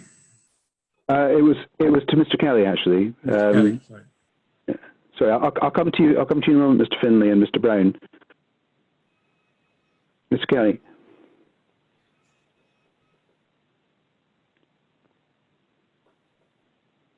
Mr. Kelly, you're muted. If you would unmute. Thank you. Yeah, that's great. I've pressed unmute. Thank you. The position of my clients is that they're not pushing strongly for an evening session, but if there was an evening session, they would attend and speak. Given that they don't have a strong view in the matter, they would be equally happy with written submissions. So basically, we have no strong views on the holding session. But if there is one, we will participate. Good. All right. Thank you. Mr. Brown, Mr. Finlay, but perhaps Mr. Brown first. Do you have a view on holding an open session or having written submissions instead? So the council has no firm view on this particular matter, but it's obviously keen to ensure there is a facility at least for members of the public to let their views be known. It was commented earlier that if that was to proceed by way of written submission, it may be better towards the end of the inquiry, and that would certainly seem to be sensible because at least the members of the public who are interested are able to comment on all the positions which are being put forward by the various parties. Okay. All right. Mr. Finlay. Well, so it primarily outside or concerns those outside Highland Council's area, but our experience is that some evening sessions have been very well attended, and Mr. Trinick may recall the lime kilns one, which was particularly well attended. So have their uses. I don't think Highland Council has a strong view in the particular circumstances about written representations, but I would support Mr. Brown's point that if they are to be in writing, they should be towards the end of the inquiry so that people can comment on what they've heard. Right. Okay. Well, I'll take those points into account. Unless anyone else has anything further to say, perhaps we can move on to the next point in the agenda, which is the submission deadlines and format of documents. I think, assuming commencement of an inquiry on, I think we would need to say, it might make sense to say 1st of September. Perhaps we should have covered that point. Are those submission deadlines acceptable? It may be sensible to make them all a day earlier if we start on 1st of September as originally planned. Does anyone have a view? No one's indicating they have a view. So I think what we'll do is make those dates one day earlier if we start on 1st of September. In terms of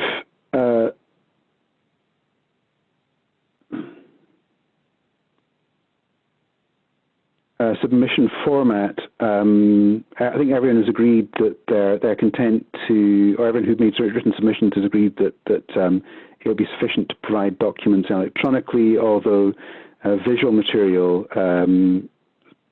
it will be useful for parties to have copies of photo montages and other visual material submitted for the inquiry.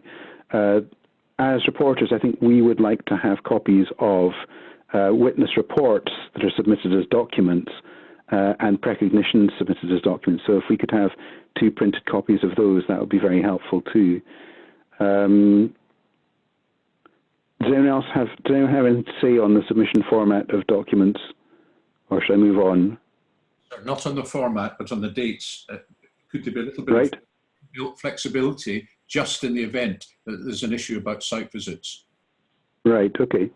Yes, indeed. We said that, Mr. Steele. Yes, if there is a problem with site visits, it may be necessary to make the dates for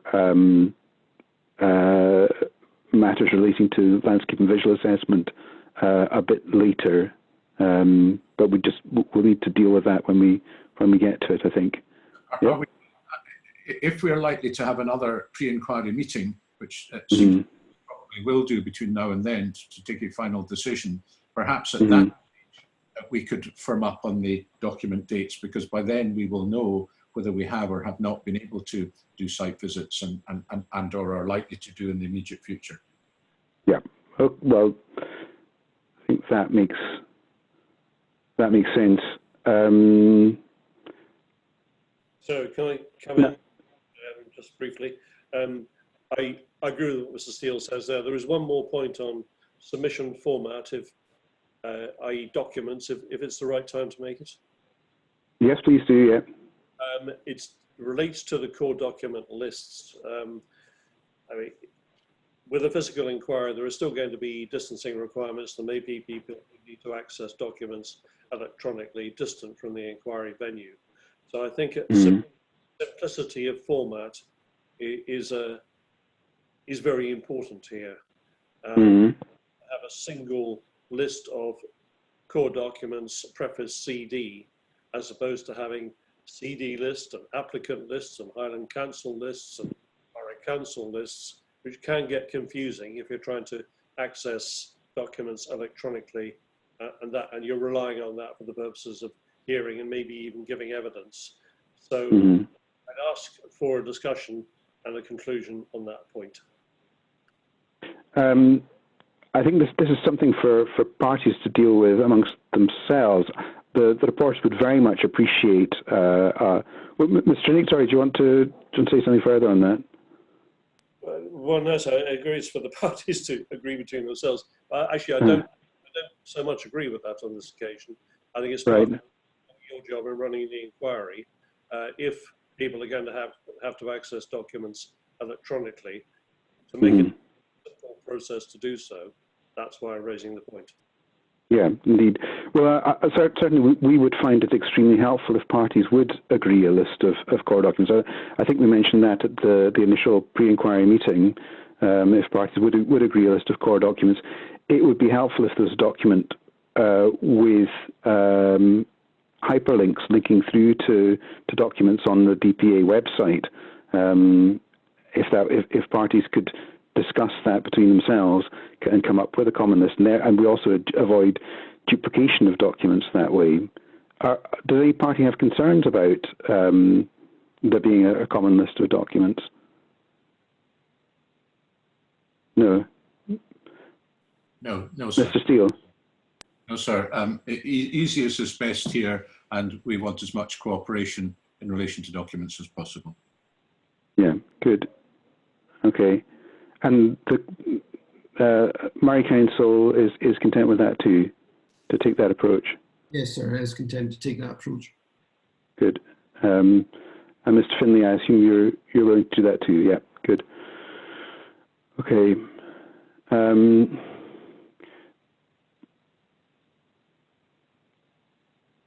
There is a question about availability of a public set of documents at the inquiry.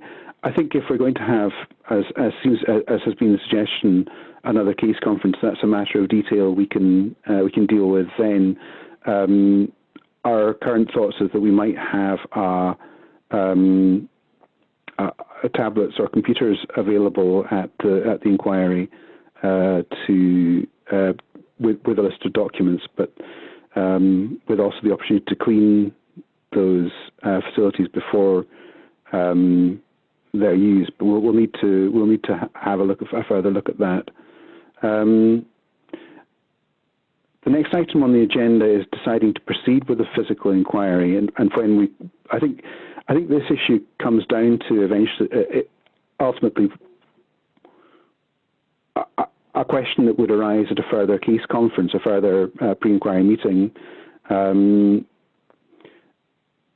I've set out in the agenda the criteria that we would need to consider.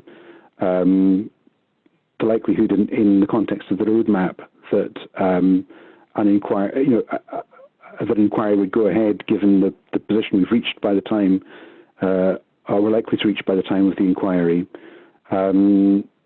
And other criteria such as availability of a venue and accommodation.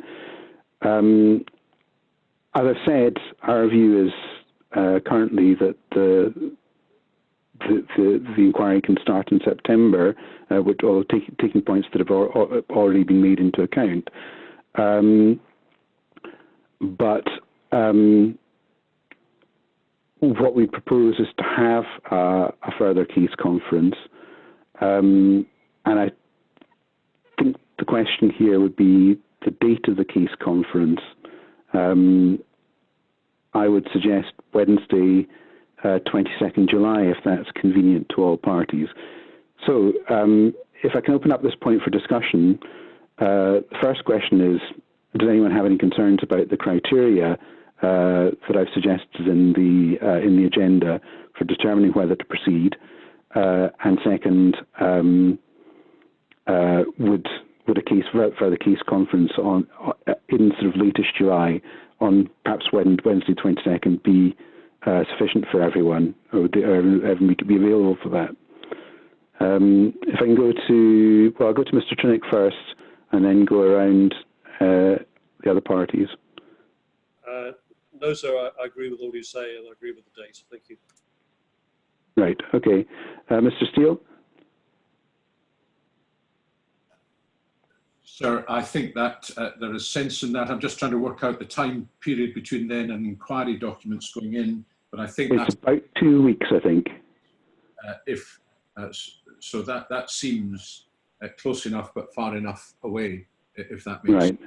It's slightly less than 2 weeks, for the simple reason that both I and Mrs. Black are on holiday the previous week, and we thought that one day, if it was the Tuesday or the Monday, we would be a bit short of time to prepare for a case conference.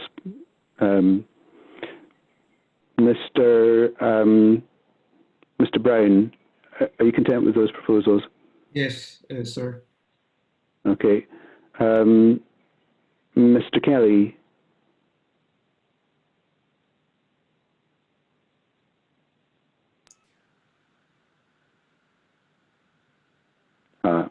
Mr. Kelly is frozen.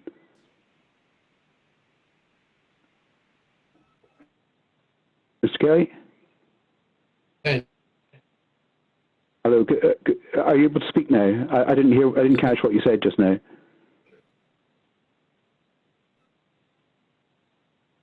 Yes. The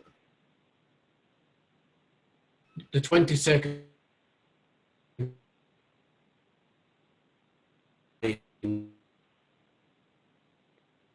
I'm sorry, Mr. Kelly, you're really breaking up. Perhaps if you put your video off.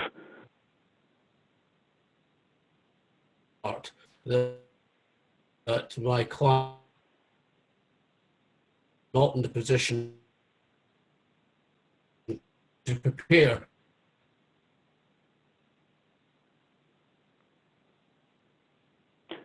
Right.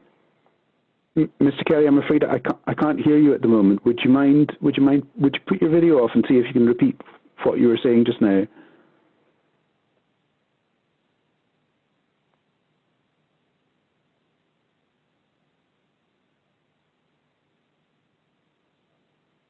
Right. I think we've lost Mr. Kelly.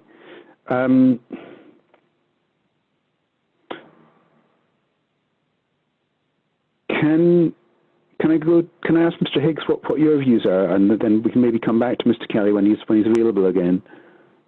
I'm fine with those dates, sir. Thank you. Yep. Okay. Grand. And Mr. Hilditch. Yes, happy with everything suggested. Yeah. Good. Okay. I don't actually see Mr. Trinick on view anymore either. I wonder if we've lost Mr. Trinick. Just let me message our technical. Message Callum and Ewan and Ewan and see if there's a problem there. No, sir, I'm here. I was taking a... Oh, Mr. Trinick is there, right? Okay, good. It's just Mr. Kelly who seems to be missing. Right. I think we'll maybe just have to come back to Mr. Kelly on this point, I'm afraid.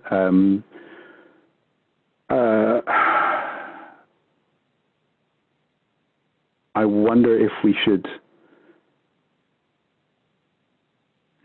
well, I wonder if there's anything we can deal with while he's not here.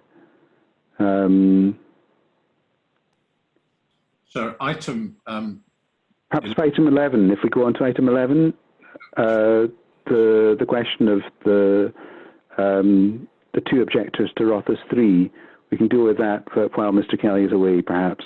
I don't know that's a matter of interest to him. Are you happy I proceed with that just now, sir? Yes, if you wouldn't mind. Oh, Mr. Kelly is just back, but perhaps if we proceed with that now, and then we can come back to Mr. Kelly and go back to the previous agenda item. Yep. Sir, very briefly, I think our position is set out in our note at 11 in response to these matters. Both are objecting. We do not understand why that is done. This is an inquiry. These are important matters, and we wish to ask, and indeed are entitled, I submit, to ask questions of these parties. Therefore, encourage them. I know you've got the power to ordain them, but in the first instance, simply to encourage them to attend on the basis that it would be helpful to the inquiry, but actually it's essential to us. And a number of critical issues that we do wish to ask them about. I simply stress that Cairngorms is contrary to recommendation, and RSPB, we don't understand the reason that they've diverted or taken a different opinion from the statutory consultee. So we would ask that that is done by you and made clear to them that actually, despite what is said here, very little weight, I will make the submission that no weight should attach if they're not prepared to explain their objections. And I may ordain them to appear, but a gentle warning shot first is what I would very politely ask of you. Are there, well, I have some sympathy in terms of the Cairngorms National Park objection. There are undoubtedly matters there that might be explained further. In terms of the RSPB objection, why exactly do you have a view that that's not fully explained? Well, sir, I don't want to go into the full detail about no, indeed. Just at the moment, but it may be entirely hypothetically that they have made certain errors, sir, and I wish to ask them some reasonably gentle questions about that, by which I mean errors in arriving at their conclusions. Which right, okay. Just in terms, the terms in which you put the,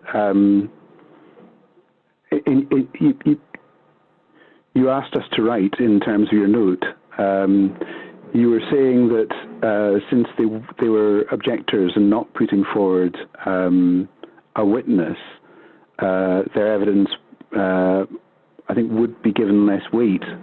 Or you were suggesting we should say something along those lines. I'm not sure if that's quite the terms we should put it in.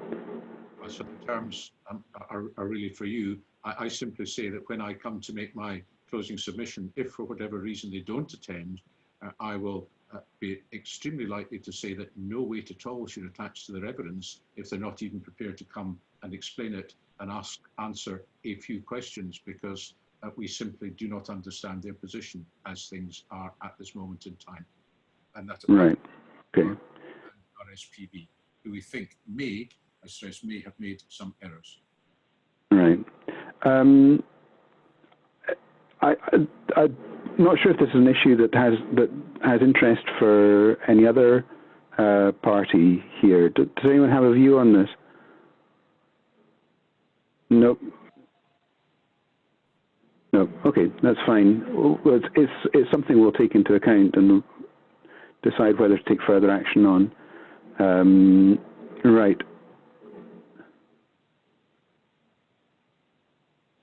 We were on agenda items. Oh, is Mr. Kelly away again? We've lost Mr. Kelly, I think. Ewan, can you check whether Mr. Kelly is available?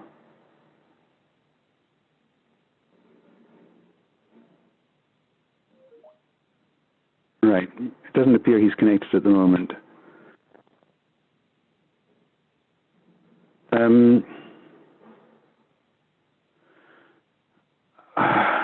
I don't know if there's anything much we can.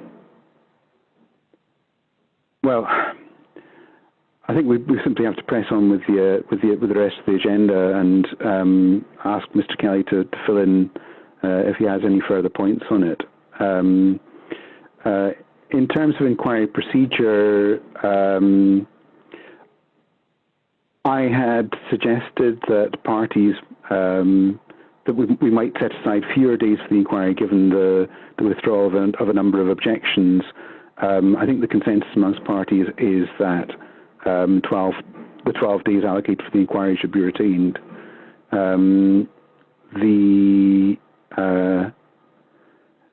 There was a question of whether oral evidence at the inquiry might be reduced by using other methods such as written submissions.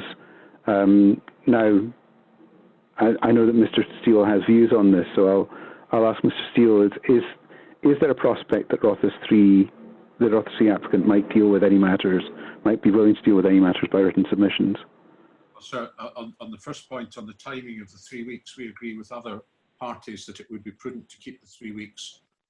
Mm-hmm. A little slack in the middle, but this is likely to take longer with all of the measures that health and safety will no doubt impose upon us. In terms of timing, we are doing everything we can, sir, to reach agreement with as many parties as we possibly can to reduce time at the inquiry and reduce the number of witnesses. And we are making some progress, but we are not fully there yet, I believe, but I expect. In terms of written submissions, sir, we will have an evidence contained either in reports from witnesses or other matters which are now not so important within Mr. David Bell's evidence. That will be called an inquiry document, but will not take up time because he may or may not refer to it in detail. So if the purpose here, sir, is trying to save time, that undoubtedly we will be doing to the best of our ability and to the advantage of everybody. There was a further point about, I think Mr. Trinick in particular stressed the question of reaching agreement. Before I go to Mr. Trinick, well, reaching agreement on facts before the inquiry. Before I go to Mr. Trinick, what I would suggest is that we, at the case conference in July, we return and review the degree to which parties have reached agreement on matters and whether there can be encouragement for further agreement at that point. Mr. Trinick, do you have a view on whether we might review the agreements that have been reached at the next case conference? So, sir, I think the process is particularly important for this inquiry and for all inquiries at the moment, because of the potential to reduce the need for oral debate and therefore length of time that oral evidence need to take. Normally, common ground are somewhere there in the background, they're there, but nobody ever looks at them once they've been completed. I think circumstances have changed, and that you need to impose some discipline on parties, try and get statements of common ground finished by sufficiently before the submission of inquiry reports, that or at least precognitions at the latest, that there really is the potential to limit inquiry time, oral time at the inquiry. So is your suggestion that we should have an earlier date for statements of agreed matters to be submitted, Mr. Trinick? I'm not sure earlier than what, sir, but early, yes. Earlier, I'm sorry, earlier than the document date. No, probably the document date, so that when the inquiry reports go in, you and all of us also get a clear appreciation of where it's going to be necessary to explore matters in oral evidence and where we need not do so.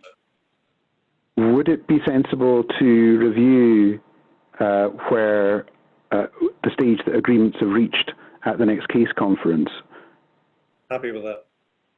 Right. Okay. Mr. Brown, do you have any views on this point, on these points on the agenda? Sir, the council will certainly do what it can to agree as much as possible and thereby reduce the need for oral evidence at the end. Right. And it's quite happy with the proposal that it be reviewed at the next case conference. Good. Okay, Mr. Finlay. Nothing really to add for what Mr. Brown said. Okay. Does anyone else have anything? Mr. Hilditch, Mr. Higgs? No? Just one matter from me. In relation to the council and a document they submitted, they seem to be suggesting that matters of traffic and transportation are now agreed and will be dealt with by at the condition session. I take that at face value, because if that is correct, that will save time at the inquiry. I don't think we've had formal notification of that, but that would indicate that they're dropping a reason for refusal, taken at face value. Right. Sir, if I could be... I did see that. Mr. Brown? Yes, sir. If I can maybe just clarify that I think it's just the way the wording has been truncated to fit it into the table. We have it. It's nothing more than there is the potential for that to be agreed. And as I understand it, the council is working on that at the moment, but it has not yet been agreed. So we will have an update on that by the next case conference on the 22nd of July. Okay, that's fine. But I would simply urge that that is done as expeditiously as possible, because it would save time at the inquiry and a lot of time in preparation. And I have seen the documents that have been produced to the council, which seem fairly comprehensive, but it's a matter for the council. I've just urged as much. On that point, sir, if I could say that the progress has been delayed by the impact of the coronavirus restrictions as a result of the council's own ban on site visits and so on, and people working remotely, and indeed one of the people involved in that shielding at the moment. But the council is working as fast as it can in the circumstances to try and agree a position on that point, if possible. Yeah, I'm aware of that, and we had extended the time limit for the council to respond to the environmental information submitted by the applicants. So we can only simply encourage the council and the applicants to reach agreement on facts if they can do as soon as they can. That brings us on to item 9, which is the contingency arrangements if physical inquiry is not possible. We have, I think we've obviously experienced some difficulties already today in terms of holding a virtual meeting. Plainly, there would be considerable difficulties in holding a virtual inquiry. It may be that with cooperation of parties, we could do that. I hear Mr. Higgs's objection in principle to that. What I wanted to look at today was simply whether we can, in fact, address the practical difficulties. We'll obviously need to consider the question in principle of whether, over someone's objection, we could hold a virtual inquiry. So, just looking at the first bullet point, the ability of parties to take part in a remote inquiry. The community councils have said that broadband availability would make it impractical for them to take part in a virtual inquiry. The Clash Gour applicant suggested that broadband could be made available either through telephone signal or by satellite, and that it'd be willing to share the costs of provision of the broadband. It may be then that broadband could be provided to parties temporarily to allow them to take part in the inquiry. Now, I'll go to Mr. Trinick just if he wants to give any further details on that. I'll go to Mr. Steele after that because I know Mr. Steele has concerns. and then I'll go to Mr. Higgs for Findhorn Community Council. Mr. Trinick. Just before you go to my learned friend, Mr. Trinick, may I just ask a question? Is Mr. Mm-hmm. Kelly with us? Because I think Mr. Kelly is the main objector to this, and I think he yes. wants to have a part to play in this particular discussion. And I'm looking along, and I'm not sure he's with us at the moment, and I'm wondering if it's right to proceed without him on this topic. Well, he sent us a message that says his Zoom connection is partial and keeps cutting off, and he's been fully cut off for over 5 minutes. He then says, "I cannot sit around doing nothing, and so will withdraw from the meeting very shortly." All right, okay.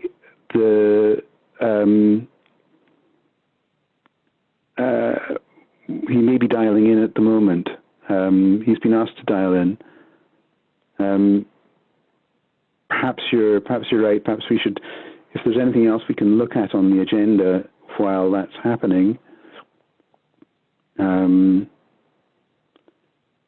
Perhaps we can look at the provision of a program officer at the inquiry. Now, the proposal was made by the Clash Gour applicant that for a virtual inquiry, we should have a program officer available in order to fulfill a number of roles, including making documents available on screen during the inquiry. Perhaps if I go to, I think I should make clear that this is not a role that the DPA can fill. We don't have people who would be able to do that during a virtual inquiry. So it's something that would, I also understand from our administration that it's not an appointment that the DPA would make. So it would really come down to the parties and perhaps the applicants to determine between themselves whether they would provide a program officer to fulfill that role. So having said that, perhaps I can go to Mr. Trinick as the proposer of having a program officer.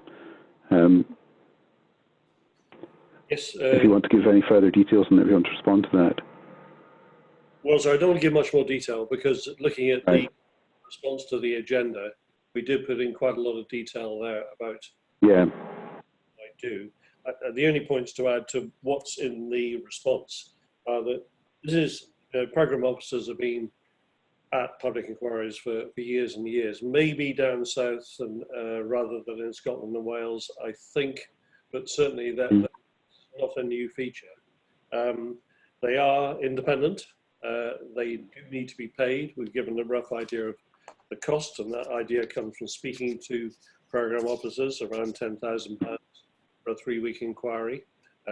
We're happy to pay our share and hope that Rothes 3 applicant in particular would also pay its share. I think what the program officer for an inquiry like this would do, because there are going to be different requirements from a normal inquiry in terms of accessing documents and liaison with parties, there's going to be quite a burden on the shoulders of DPEA unless someone external to help. That person or persons operate impartially, are a point of contact for all the parties, provide information on the agenda for a particular day of the inquiry, enable access to documents. During oral evidence, can bring up documents on screen in real time to help witnesses, to help those watching the proceedings, and so forth. It's all in our response. I would have said that for a virtual inquiry, a program officer really is required. If it's a distance physical inquiry, I note what Murray say. I've got some respect for that, that the program officer may still be needed, but less likely. But I don't want to say any more at the moment. Okay. Mr. Steele, do you have a view on providing a program officer for in circumstances in which there would be a virtual inquiry? Well, sir, I think our view relates to both virtual and actual inquiry. That Right. would be extremely helpful, if not essential. We Mm-hmm. had anticipated that would be a program officer from the DPEA, such an individual who has been familiar with the case and dealing with it in any event, who would simply come to the inquiry to assist. If it was an actual inquiry, to assist by using documents that are being referred to on screens and the like, to remove the burden from you, because I think there'll be enough going on with social distancing and so on and so forth. We anticipated, and to be honest, I have never ever come across a programme officer being appointed independently to an inquiry in Scotland. This is a new one to me. Quite how it's going to look in the public eye if the two applicants are paying for a programme officer, I'm not entirely sure. We had anticipated, I repeat, that this would be within the remit and responsibility of the DPEA because of the circumstances in which we find ourselves. If you wish us to consider it further, then we would have to put our submission to you in writing on that once we have discussed it internally in the team, sir.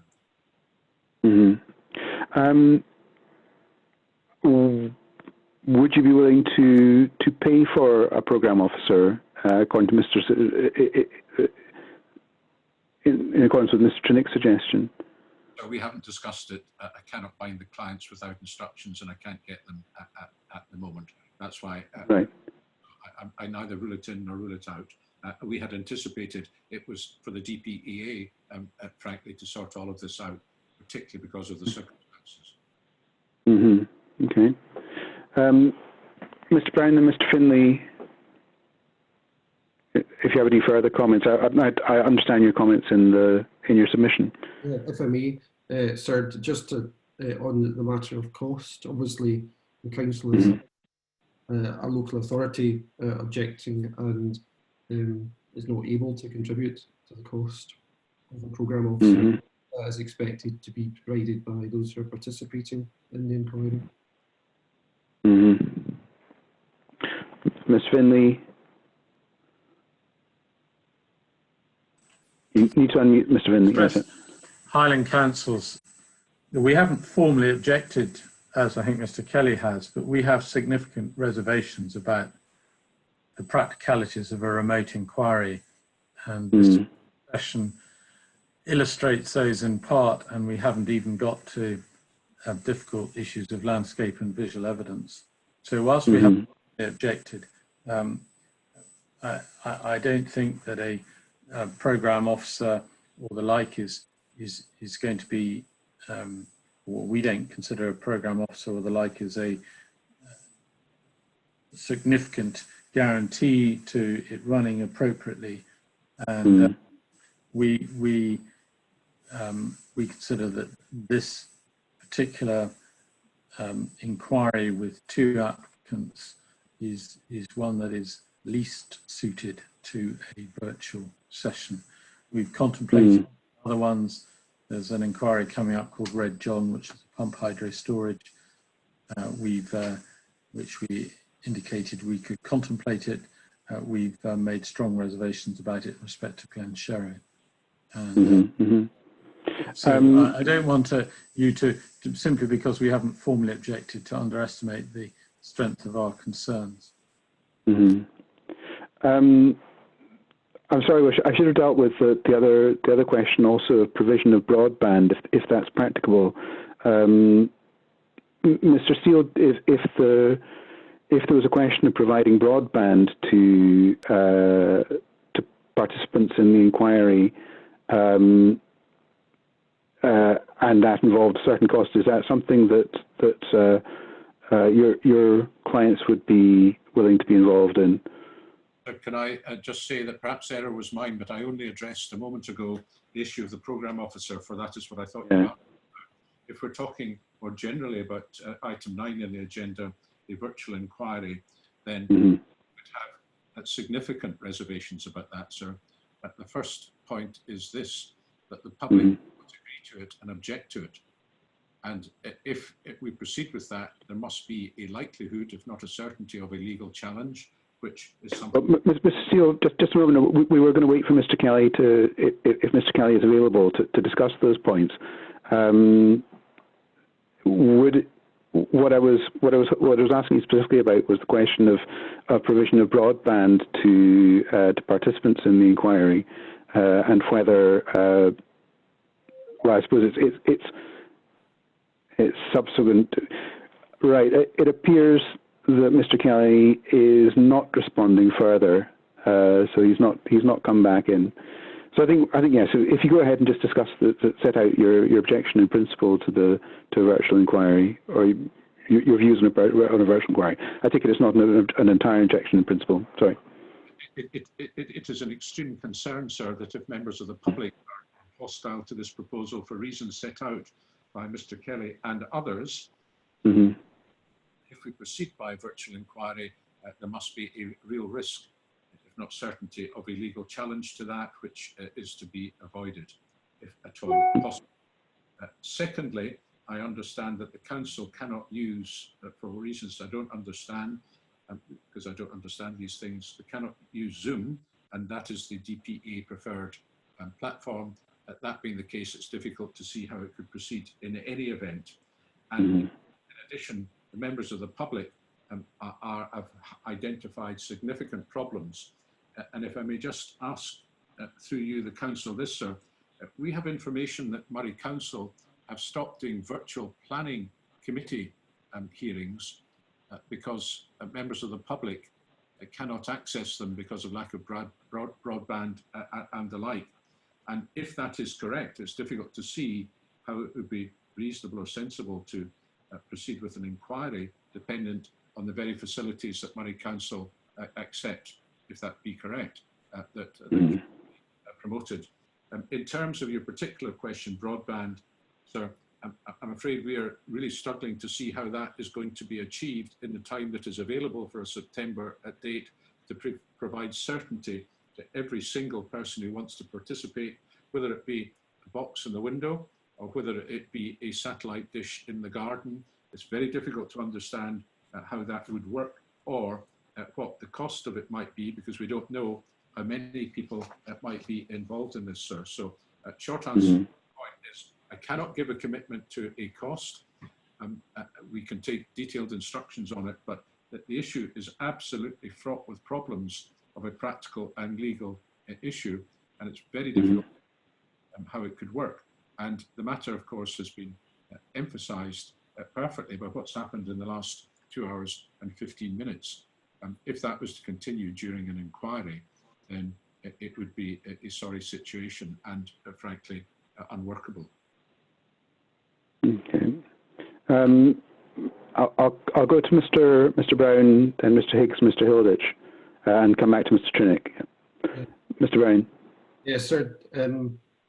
The council generally would be prepared to try and cooperate in convening a virtual inquiry, but I think the point does fall to be made that in light of this morning's experience, how realistic is that? And it would be a much damaging issue if technical issues such as we've had this morning arose in the context of trying to conduct evidence from a witness. With regard just in terms of the platform, I'm getting information that the DPA can run various options for video conferencing. It wouldn't necessarily have to be Zoom. Well, on that point, sir, can I say that it was said in the submission that the council's IT systems did not at that time support the use of Zoom, and I understand that that is still the position, but the council will not try to be awkward on that point.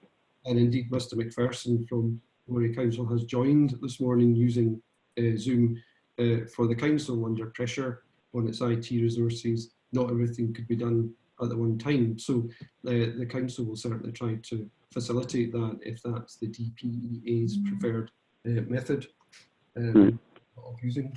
I'm sure that something can be sorted out on that front.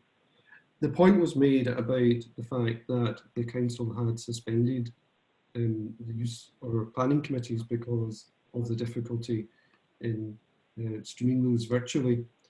The initial issue, sir, was the common one that the council was keen to minimise the necessity for people to gather in one room as a committee. But I understand that the council has started to use virtual meetings and that they are now operating successfully.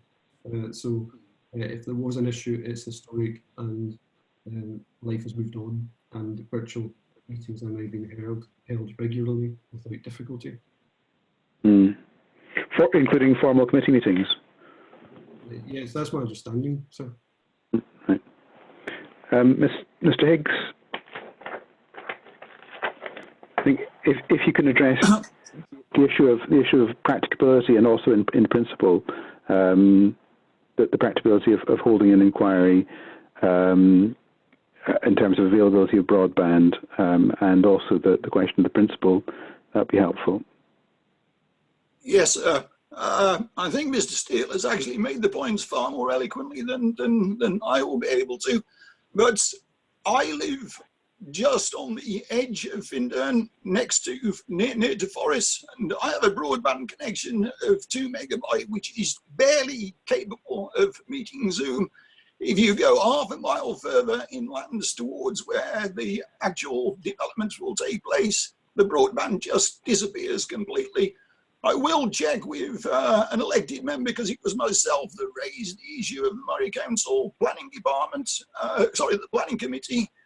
She said that she would advise when it was put back. She hasn't advised to date, so my understanding is that the Planning Committee is still not operating. It's under an emergency committee. And in terms of the actual process, the people on these calls are serious experience of this entire process. This is your day-to-day bread and butter. This is your business. We are a group of volunteers trying to do the best by our community members. This is going to be a very difficult process for us if we're actually in a room listening intently and understanding exactly what you learned gentlemen are putting forward. To attempt to do that over a virtual process, given what we've experienced this morning, I'm sorry, sir, it's just untenable. Mr. Hilditch. I have no strong views on this either way. I do feel that IT issues are surmountable. And my main issue would be if the inquiry was delayed further. So if we could arrive at an IT solution, I think that would be my preferred option. Okay, Mr. Trinick, I said I'd come back to you. I don't want to disagree too much with Graham, but with due respect, Graham is sitting in Forest with a very good, reliable broadband connection. I did look at there's a broadband checker, and it's obvious that there are places like Kellis that might have difficulty getting broadband. But perhaps I can come back to Mr. Trinick. Yeah, thanks, sir. I mean, nobody wants a virtual inquiry. We'd much rather have it. Yeah. We all know that. Equally, if we can't have a physical inquiry, yeah, I mean, business can just grind to a halt. You can wait until something else is possible, or we can try and make something work to keep business going. If we don't make that effort, we're just building up a store of trouble further down the road when everything comes together in one time frame. I really fear that. And so I think we are making every effort to keep things going, even if it means adopting unpopular means of doing so. So that's, on the legal challenge, well, that's always a scare which is thrown out. If people who want to take part in the inquiry can take part in the inquiry and do so adequately, and I'll come to that, then where's that challenge going to come from? It's fine to shout legal challenge. If that's meant to scare, it doesn't scare me, because we can address that in risk management and the measures we take to ensure that people who want to take part can take part. And especially even if the evening session and public representations are made in writing. Broadband, well, we have actually looked into this. It has actually been done at previous inquiries. I remember at Braymore, I remember at Paul's Hill, I remember at numerous inquiries where we've used porta cabins to give decent broadband speeds and mobile connections within the inquiry room. And we know technical technical means are available to bring broadband to individual houses if people want to take part in the inquiry. So when people say that's a real difficulty, we don't believe it is. It's been done before. And let's look again at the number of people who actually need to be provided with this service. I'm not talking hundreds of people. In this case. Coming on to the views of the parties, I think what's interesting is that Moray Council, and I really thank them for this, have taken a practical, positive approach.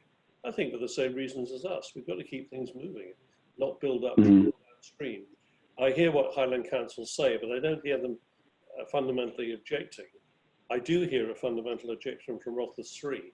So I come back to a point I made earlier, which is that at the outset, from the outset, Clash Gour has been consistent. We've said we do not mind being conjoined, provided that the involvement of Rothes 3 does not slow the Clash Gour process up.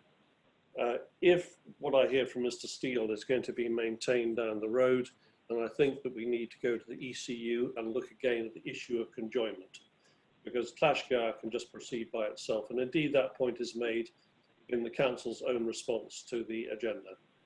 I don't like to raise the issue, but it may have to come up if we're getting that kind of opposition to a virtual inquiry.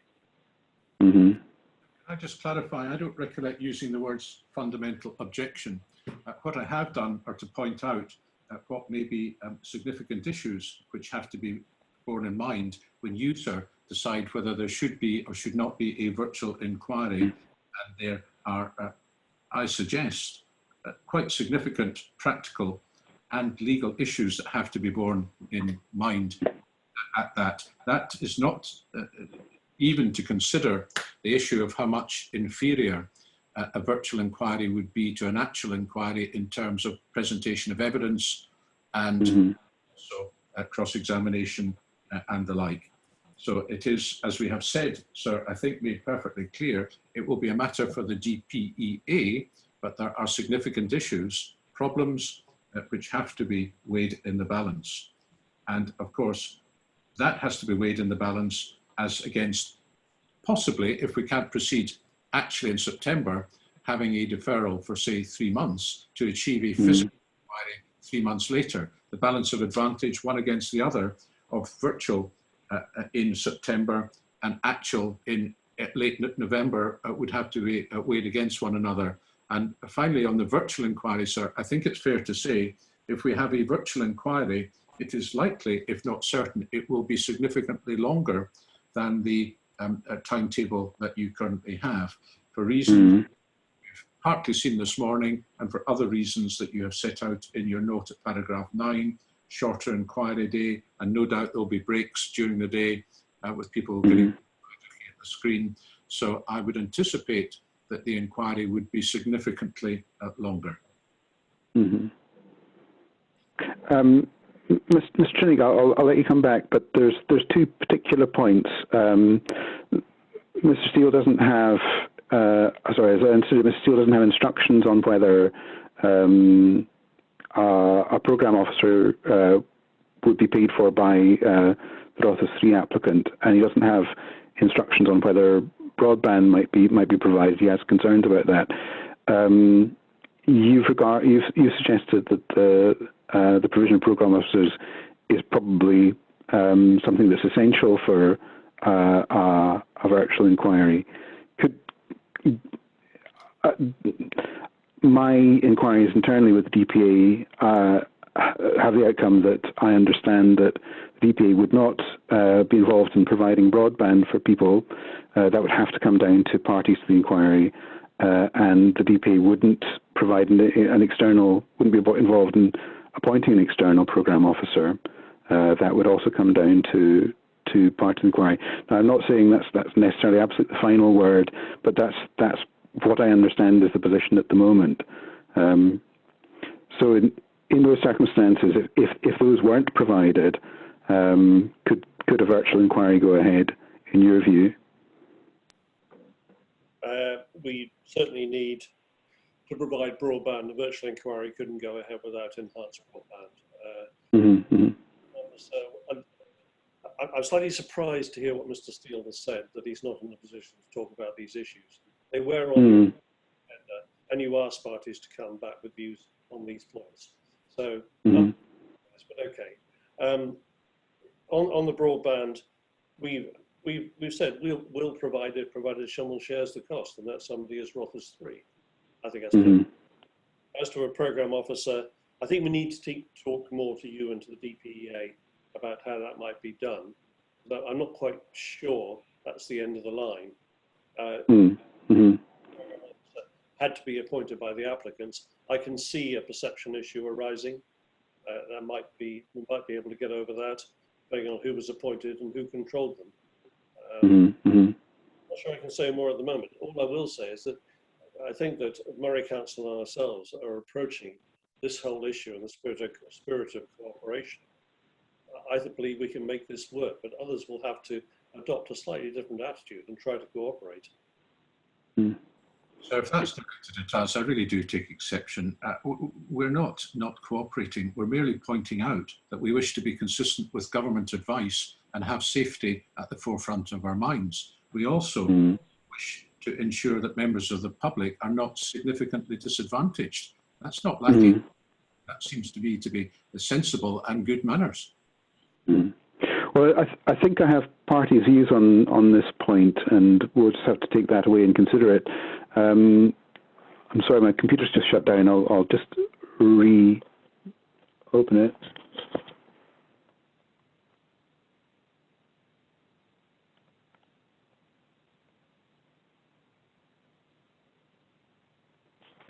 Right.